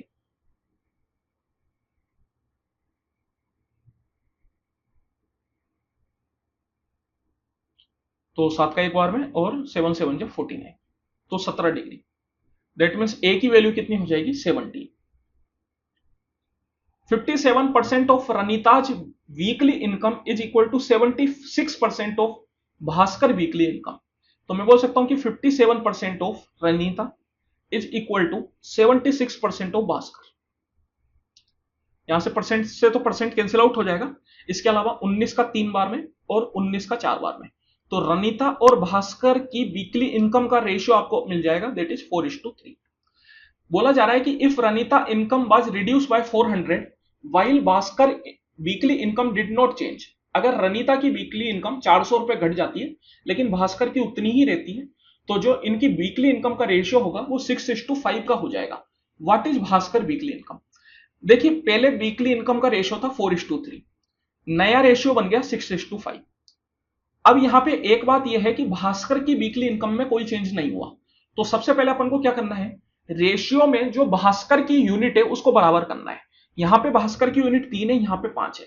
तो बराबर करने के लिए आप इसको 5 से मल्टीप्लाई कर दीजिए और इसको 3 से मल्टीप्लाई कर दीजिए, ताकि भास्कर की जो यूनिट है वो सेम हो जाए। 5 चौको 20 और 5 तिये 15। इधर कितना हो जाएगा 6 तिये 18 और 5 तिये 15। तो अब आप देखिए बोला जा रहा है कि 400 रुपए का डिफरेंस है रनीता की पहली इनकम और बाद की इनकम में। 20 और 18 में आपको 2 का डिफरेंस दिख रहा होगा। दैट मीन्स मैं बोल सकता हूं कि 2 यूनिट की वैल्यू अपने पास मिल गई 400। What is Bhaskar weekly income? Bhaskar की वीकली इनकम पूछी जा रही है। भास्कर की वीकली इनकम कितनी है 15 यूनिट। 2 से अगर मैं इसको काटूंगा तो 200, मतलब 1 यूनिट की वैल्यू आ गई 200। तो 15 यूनिट की वैल्यू कितनी आ जाएगी 15 इंटू 200 दैट इज 3000। 15 दूनी 30 दैट इज 3000। तो option number 1। If cot theta equal to 28/45 then find the value of this. देखिए कोट थीटा अपन को दे रखा है। कोट अपन जानते हैं, कोट इक्वल टू होता है बेस अपॉन परपेंडिकुलर। तो बेस है 28 और परपेंडिकुलर है 45। तो यहां से अपन हाइपोटेनियस निकाल सकते हैं। हाइपोटेनियस इक्वल टू क्या हो जाता है square root perpendicular square plus base square. सबसे पहले आप क्या कीजिए, चाहे तो इसको रेशियो में निकाल लीजिए, लेकिन रेशियो में तो नहीं निकाल पाएंगे क्योंकि किसी से भी ये डिवाइड नहीं होंगे। 28 और 45 किसी सेम नंबर से तो डिवाइड नहीं हो सकते, तो रेशियो में तो नहीं निकाल पाएंगे। तो अपन डायरेक्ट यहां पे हाइपोटेनियस निकालेंगे इक्वल टू स्क्वायर रूट में 28 स्क्वायर प्लस 45 स्क्वायर। तो चलिए इसको अभी थोड़ी देर के लिए ऐसे ही छोड़ देते हैं। सबसे पहले sine theta minus cos theta की बात करते हैं। साइन थीटा इक्वल टू क्या होता है परपेंडिकुलर अपॉन हाइपोटेनियस। परपेंडिकुलर है 45 अपॉन हाइपोटेनियस ये पूरी that is 28 square plus 45 square minus cos theta. Cos theta equal to क्या होता है बेस अपॉन हाइपोटेनियस। बेस है 28 डिवाइड बाय स्क्वायर रूट में hypotenuse that is 28 square plus 45 square. तो देखिए यहां पे आप क्या कर सकते हो, ये जो 45 माइनस 28 है इसको चाहो तो क्या कर सकते हो, कोई फायदा नहीं है वैसे उस चीज का। तो इसको अपन डायरेक्ट ही सोल्व कर लेते हैं। 45 माइनस 28 मतलब कितना हो गया 15 में से 8 गया 7 और 3 में से 2 गया 1, तो 17 बटा कुछ बच रहा है। तो अब यहां पे अगर मैं ऑप्शन से देखना चाहूं तो एकमात्र ऑप्शन मुझे दिखता है जिसमें 17 है न्यूमरेटर में, ऑप्शन नंबर 1। तो यही अपना आंसर हो जाएगा, क्योंकि इतना तो पक्का है कि नीचे में जो भी कुछ आएगा वो एक परफेक्ट वैल्यू आपके पास आएगी। वो कितनी आ जाएगी, वो मैं बोल सकता हूं ऑप्शन के हिसाब से 53 आ जाएगी, क्योंकि सारे ऑप्शन में लगभग 53 ही है। तो अपना आंसर क्या आ जाएगा 17/53। पूरा सोल्व करने की इसको जरूरत नहीं है। द वैल्यू ऑफ दिस, इसकी वैल्यू अपन को फाइंड आउट करनी है। फिर से सिंप्लीफिकेशन की इक्वेशन, सिंप्लीफिकेशन की इक्वेशन बहुत ज्यादा है। चलिए ठीक है, बोर्ड मास लगाते हैं। सबसे पहले इस ब्रैकेट को सोल्व करेंगे। ब्रैकेट क्या है, 1+3 अपॉन, तो डिवाइड में क्या है 1 - 2/5, 1 - 2/5 मतलब 3/5, तो नीचे में आ गया 3/5, तो ये कितना हो गया 1+3 × 5/3, 3 से तो 3 कैंसिल आउट, 1 + 5 6, तो इस पूरे की वैल्यू आ गई 6 के बराबर। इसको पहले तो सबसे पहले नॉर्मल उसमें चेंज कर लेते हैं। 3 3 9 और 2 11, 11/3 डिवाइडेड 5 दूनी 10 और 1 11/5 मल्टीप्लाई 1/4 मल्टीप्लाई 6। तो इस डिवाइड को मल्टीप्लाई में चेंज करने के लिए पीछे वाले नंबर को रिवर्स करना होता है, लेकिन ध्यान रखें बस यही वाला नंबर रिवर्स होएगा, बाकी ये दोनों एज इट इज रहेंगे, इनमें कोई चेंज नहीं होगा। तो 11/3 इंटू 5/11 इंटू 1/4 इंटू 6, तो 11 से तो 11 गया, 3 से 2 बार में, 2 से 2 बार में, कितना आ गया 5/2, 5/2 मतलब 2 1/2, ऑप्शन नंबर 1।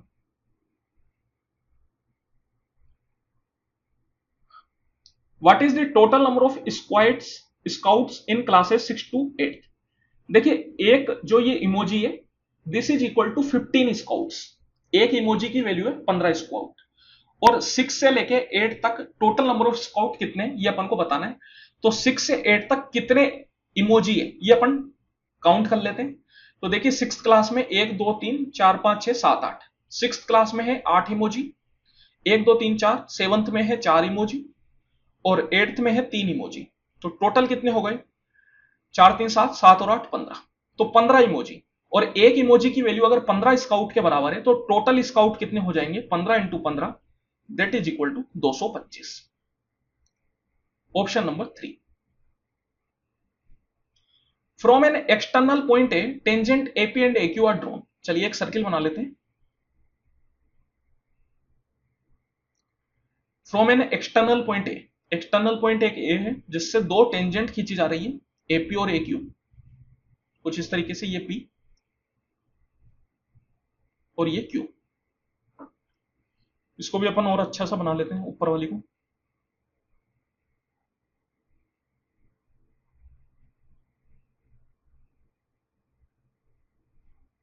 ठीक है, चलिए बोला जा रहा है कि सेंटर तो ओ दे रखा है। If angle AP Q equal to 40, AP Q मतलब कुछ इस तरीके से आप जोड़ दीजिए इसको, तो एपी क्यू ये वाला एंगल आपको 40 डिग्री के बराबर है। Then find angle PO Q, PO Q ये वाला एंगल आपसे पूछा जा रहा है। देखिए, इसको आप आसानी से निकाल सकते हैं। इसको निकालने के दो तरीके, एक तो ये कि ये जो फिगर है एपीओ क्यू, अगर इसकी मैं बात करूं तो इसमें एंगल P और एंगल Q ये 90-90 के होंगे। अपन जानते हैं क्यों होंगे 90-90 के, बिकॉज ये है रेडियस और टेंजेंट के बीच का एंगल। रेडियस और टेंजेंट हमेशा सर्किल के किसी पॉइंट पे 90 डिग्री का एंगल बनाती है, तो ये भी 90 होगा और ये भी 90 होगा। अगर ये दोनों 90 होंगे तो मैं बोल सकता हूं कि ये आमने सामने के जो एंगल है ये मिला के कितने हो जाएंगे, ये मिला के 180 डिग्री के बराबर हो जाएंगे। अब आप देखिए, टेंजेंट किसी भी पॉइंट से खींची गई टेंजेंट की लेंथ हमेशा बराबर होती है, बराबर होती है, तो मैं बोल सकता हूं कि ये ए पी क्यू ये एक आइसोसेलेस ट्राइंगल है। अगर ये एक आइसोसेलेस ट्राइंगल है तो जितना एपी क्यू है उतना ही ए क्यू पी भी है, तो ये भी कितना हो जाएगा, ये भी 40 डिग्री के बराबर हो जाएगा। 40 + 40 80, तो ये कितना हो गया, आप बोल सकते हो 180 - 80 दैट इज 100। तो ये कितना हो गया, जैसा कि मैंने बोला आमने सामने के एंगल बराबर मिला के कितने 180 के बराबर है, तो 180 - 100 दैट इज 80, तो ये हो गया आपके पास 80 डिग्री, ऑप्शन नंबर 2। ये तो हुआ एक तरीका। दूसरा तरीका क्या, यहां पे देखिए अपन जानते हैं कि ये जो एंगल है ये 90 डिग्री के बराबर है, एपीओ, ये एपीओ एंगल जो है वो 90 डिग्री के अगर बराबर है, तो मैं बोल सकता हूं कि ये अंदर वाला ये एंगल कितना हो जाएगा, 90 - 40 50 के बराबर हो जाएगा। और पीओ और ओक्यू ये दोनों ही रेडियस है, तो पीओक्यू ये कैसा ट्राइंगल हो जाएगा, आइसोसेलेस ट्राइंगल हो जाएगा। तो यहां पर भी ये 50 है तो ये भी 50 हो जाएगा, तो 50 + 50 100, 180 - 100 = 80। तो फिर से एंगल पीओक्यू क्या आ जाएगा, 80 के बराबर आ जाएगा। तो कोई भी तरीके से करें आंसर सेम आएगा, आंसर में कोई चेंज नहीं होगा, आपके ऊपर है जो मेथड आप यूज करना चाहे। चलिए एक बार ग्राफ आपको दे रखा है, what was the percentage increase in employees in 2022 over 2019? 2019 से 2022 में कितने परसेंट का इंक्रीज हुआ है? तो देखिए 2022 में एम्प्लॉय हो गए 35, ये जो है लाख में एम्प्लॉय 35 लाख, और 2019 में थे 20 लाख। तो कितने बढ़े? 15 एम्प्लॉय बढ़ गए, मतलब 15 लाख एम्प्लॉय बढ़ गए कितने पे? 20 लाख पे। लाख को लिखने की जरूरत नहीं क्योंकि वो ऊपर नीचे कैंसिल आउट हो जाएगा। तो मैं बोल सकता हूं 5 का 3 बार में, 5 का 4 बार में, 4 का 25 बार में, दैट इज 25 दिए 75%। तो कितने एम्प्लॉय इंक्रीज हो गए? 75% एम्प्लॉय जो है वो इंक्रीज हो गए। Find the value of this. फिर से सिंप्लीफिकेशन। चलिए अंदर वाले ब्रैकेट में चलते हैं। सबसे अंदर ये है 18 माइनस 11 कितना होता है? 7। अब जैसा कि मैंने बोला कि सबसे पहले ऑफ को किया जाता है, ऑफ का मतलब भी मल्टीप्लाई होता है, लेकिन उसकी प्राथमिकता मल्टीप्लाई वाले साइन से ज्यादा होती है। तो 7 इंटू 4 इक्वल टू 28। तो ये क्या हो गया? 18 divided 3 plus 3 plus 28। 18 divided by 3 कितना हो जाएगा? 6 हो जाएगा। तो 6 और 3 9, 9 और 28 37, 37। तो ये हो गया 52 minus 37, that is equal to 12 में 7 गए 5, 4 में 3 गए 1, 15। Option number 3। The fourth proportional to 4a and 16a is 81. What is the value of a? देखिए फोर्थ प्रोपोर्शनल, अगर ये तीन नंबर ए बी सी है तो फोर्थ प्रोपोर्शनल को अपन क्या मान लेते हैं? डी मान लेते हैं। तो एक तरीके से डी की वैल्यू अपन को फाइंड आउट करनी है। मतलब जैसे कि 4 number A B C D ये प्रोपोर्शन में कुछ इस तरीके से, तो यहां पे अपन को डी की वैल्यू फाइंड आउट करनी है। ए अपन के पास 4 है, बी ए है, सी है 16 है, और डी की वैल्यू अपन से पूछी जा रही है। तो ये एक रिलेशन फॉलो करते हैं, A upon B equal to C upon D. तो यहां से 4 अपॉन ए इक्वल टू 16 है बाय डी, जो कि अपन को फाइंड आउट करना है, नहीं जो कि अपन को दे रखा है 81। तो अपन को ए की वैल्यू फाइंड आउट करनी है। चलिए ठीक है, 81 अपन को दे रखा है, तो यहां से अपन डायरेक्ट कर सकते हैं 4 का 4 बार में। तो यहां से आप देखिए ए स्क्वायर इक्वल टू आ गया आपके पास 81/4, that means A equal to कितना हो गया? 9/2। तो ए की वैल्यू आ जाएगी 9/2। The chord length of a chord made on an arc of a circle is equal to the radius of the circle. चलिए एक सर्किल बना लेते हैं। बोला जा रहा है कि जितनी रेडियस है सर्किल की उतनी ही कोड की भी लेंथ है। मतलब मान लूं मैं कि भैया ये कोड अगर r यूनिट है तो ये सर्किल की रेडियस भी r यूनिट है, कुछ इस तरीके से। तो the length of arc if the radius of the circle is 21 unit, तो लेंथ ऑफ आर्क अपन से पूछा जा रहा है। तो अब आप देखिए ये जो ट्राइंगल आपके पास दिख रहा है, ये ट्राइंगल कैसा होगा? ये एक इक्विलेटरल ट्राइंगल होगा क्योंकि इसकी तीनों साइड बराबर हो गई। अगर इक्विलेटरल ट्राइंगल है तो अपन जानते हैं कि जो एंगल होगा यहाँ पे वो कितने का होगा? 60 डिग्री का होगा। इक्विलेटरल ट्राइंगल के तीनों एंगल 60 डिग्री के होते हैं। अब आप देखिए आपके पास एंगल आ चुका है, आसानी से आप लेंथ ऑफ एन आर्क निकाल सकते हैं। लेंथ ऑफ एन आर्क का फॉर्मूला अपन जानते हैं, थीटा बटा 360 इंटू 2πr। तो थीटा है 60 बटा 360 इंटू 2 पाई 22/7 इंटू रेडियस, रेडियस कितनी? 21। तो देखिए 60 का 6 बार में, 7 का 3 बार में, 3 दूनी 6, 6 से 6 तो कितना आ गया? 22। दैट मीन्स कि 22 यूनिट्स हो जाएगी length of an arc. In triangle ABC, P is a point on AB such that PB is to AP equal to 3:4 and PQ is parallel to AC. If AR and QS are perpendicular to PC and QS equal to 9, what is the length of AR? चलिए एक triangle बना लेते हैं ABC। ABC यहां पे बोला जा रहा है कि PB is to AP 3:4 है, P और P एक पॉइंट है AB पे। तो मान लेते हैं ये कुछ पॉइंट है, ये 3 यूनिट, ये 4 unit. PQ is parallel to AC, PQ जो है वो पैरेलल है AC के, तो यहां पे हो जाएगा Q point. If AR and QS are perpendicular to PC, PC इसको कुछ ज्वाइन कर लेते हैं इस तरीके से, और जो AR और QS है वो परपेंडिकुलर है, तो AR कुछ इस तरीके से होगा, ये पॉइंट AR हो जाएगा, और QS कुछ इस तरीके से होगा, ये पॉइंट S हो जाएगा। QS आपको दे रखा है what is the length of AR, AR की वैल्यू आपको फाइंड आउट करनी है।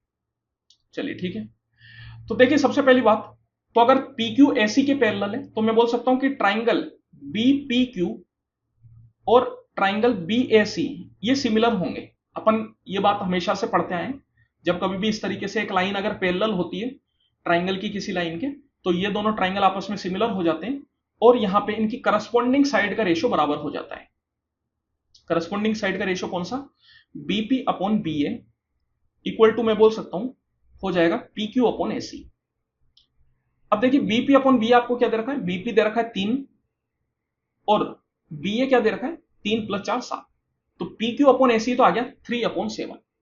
यहां पे अपन ये दो ट्राइंगल पी क्यू एस और ए आर सी इनको भी सिमिलर प्रूफ कर सकते हैं, क्योंकि यहां पे देखिए सबसे पहले तो एक तो दोनों में 90 डिग्री एंगल है आपके पास, angle P S Q is equal to angle A R C. दूसरा यहां पे अगर मैं बात करूं तो अल्टरनेट अपोजिट एंगल बन रहा है, ये वाला एंगल इस एंगल के बराबर होगा, क्योंकि पी क्यू और एसी पैरेलल है, तो ये कुछ जेड शेप में एंगल बन रहा है। जेड शेप में जब भी एंगल बनते हैं तो अपन जानते हैं कि ये दोनों एंगल बराबर हो जाते हैं अल्टरनेट अपोजिट एंगल की वजह से। तो मैं बोल सकता हूं कि यहां पे angle Q P S equal to क्या हो जाएगा आपके पास, इक्वल टू हो जाएगा एंगल ए सी आर। तो यहां पे आप देखिए ए सिमिलरिटी रूल से ये दोनों ट्राइंगल्स आपस में सिमिलर प्रूफ हो जाते हैं। अगर सिमिलर ट्राइंगल है तो उनका करस्पॉन्डिंग साइड का रेशियो बराबर होगा। तो यहां पे आप बोल सकते हो QP equal to A C, QP upon A C equal to P S upon C R equal to Q S upon A R. देखिए क्यूएस तो आपको दे रखा है 9 और ए आर आपको फाइंड आउट करना है। इसके अलावा पी क्यू और एसी का रेशियो आपके पास आ चुका है 3/7, तो ये है 3/7 इक्वल टू 9/ए आर। 3 से 3 बार में, तो यहां से ए आर कितना आ जाएगा, ए आर इक्वल टू आ जाएगा 7×3 = 21 सेंटीमीटर। तो ए आर की वैल्यू आ गई 21। चलिए एक पाई चार्ट अपन को दे रखा है, बोला जा रहा है total number of tyre sold is 1350। That means इस पाई चार्ट की टोटल वैल्यू है 1350 के बराबर। What is the difference between the average number of Avon and Firestone tyres sold together. Avon है 21% और फायरस्टोन है 14%, तो मिला के कितने हो गए 21 + 14 that is 35%। And the average number of good year and Dunlop tyre sold together. Good year कितने, गुड ईयर है 12% और डनलप है 15%, 12 + 15 27%। लेकिन बोला जा रहा है इनका एवरेज, इनके एवरेज का डिफरेंस। तो देखिए इसका एवरेज मतलब डिवाइड बाय 2 कर देंगे और इसका एवरेज मतलब डिवाइड बाय 2 कर देंगे, इनका डिफरेंस अपन को बताना है। चलिए ठीक है, अब देखिए टोटल नंबर है 1350। जब कभी भी पाई चार्ट परसेंटेज में दे रखा होता है तो टोटल होता है 100%, तो 100% की वैल्यू कितनी हो गई 1350। तो यहां से अगर मैं चाहूं तो 1% निकाल सकता हूं, 1% इक्वल टू कितना हो जाएगा 13.5। तो 1% की वैल्यू आ गई 13.5। यहां से अगर अपन इसको सोल्व करना चाहे तो कितना हो जाएगा 35 - 27 दैट इज कितना 8, 8/2 4, 4%। 4% की वैल्यू आपसे पूछी जा रही है।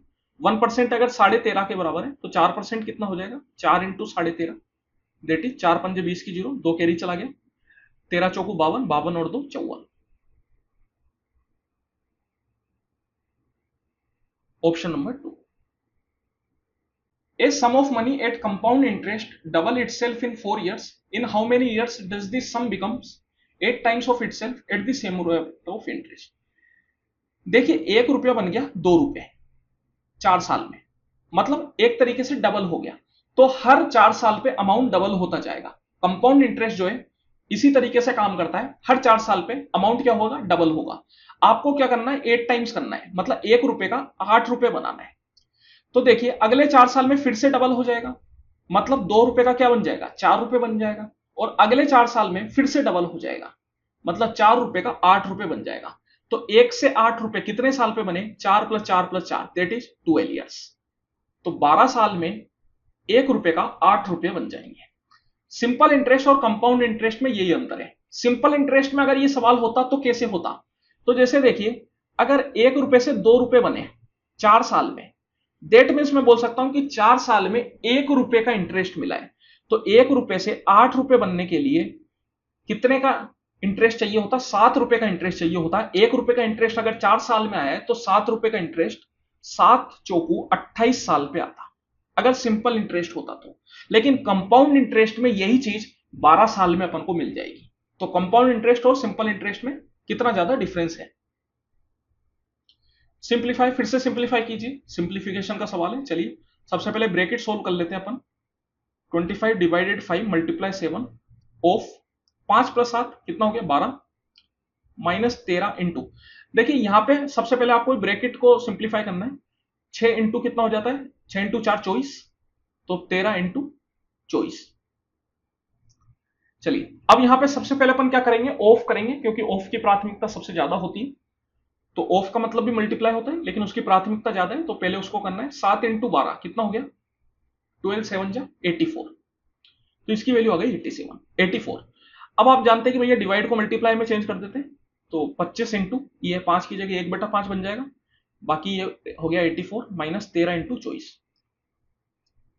5 का 5 बार में 5 इंटू 84, 5 चौको 20 की 0, 2 कैरी चला गया, 8 पंजे 40 और 2 42 माइनस 13 चौको 52 की 2, 5 कैरी चला गया, 13 दूनी 26 और 5 31, तो ये कितना हो गया? ये हो गया 108। That is option number 3। चलिए इसी के साथ समय समाप्ति की घोषणा। आई होप कि आप लोगों को मजा आया होगा। अगर वीडियो अच्छी लगी हो तो प्लीज लाइक करें, दोस्तों के साथ शेयर करें, चैनल पे नए हैं तो सब्सक्राइब कर लीजिए। इसी तरह की और भी नई वीडियोज आपके लिए आती रहेगी। टोटल 9 शिफ्ट में पेपर हुआ है, तो अभी आगे की 8 शिफ्ट और में डालूंगा। थोड़ी लंबी हो सकती है वीडियो, हो गई होगी, क्योंकि 50 क्वेश्चन बताने में टाइम तो लगता है, लेकिन यकीन मानिए अगर आप इसको करेंगे तो बहुत फायदा मिलेगा आपको। चलिए फिर मिलते हैं अपन अगली वीडियो में, तब तक के लिए बहुत बहुत धन्यवाद।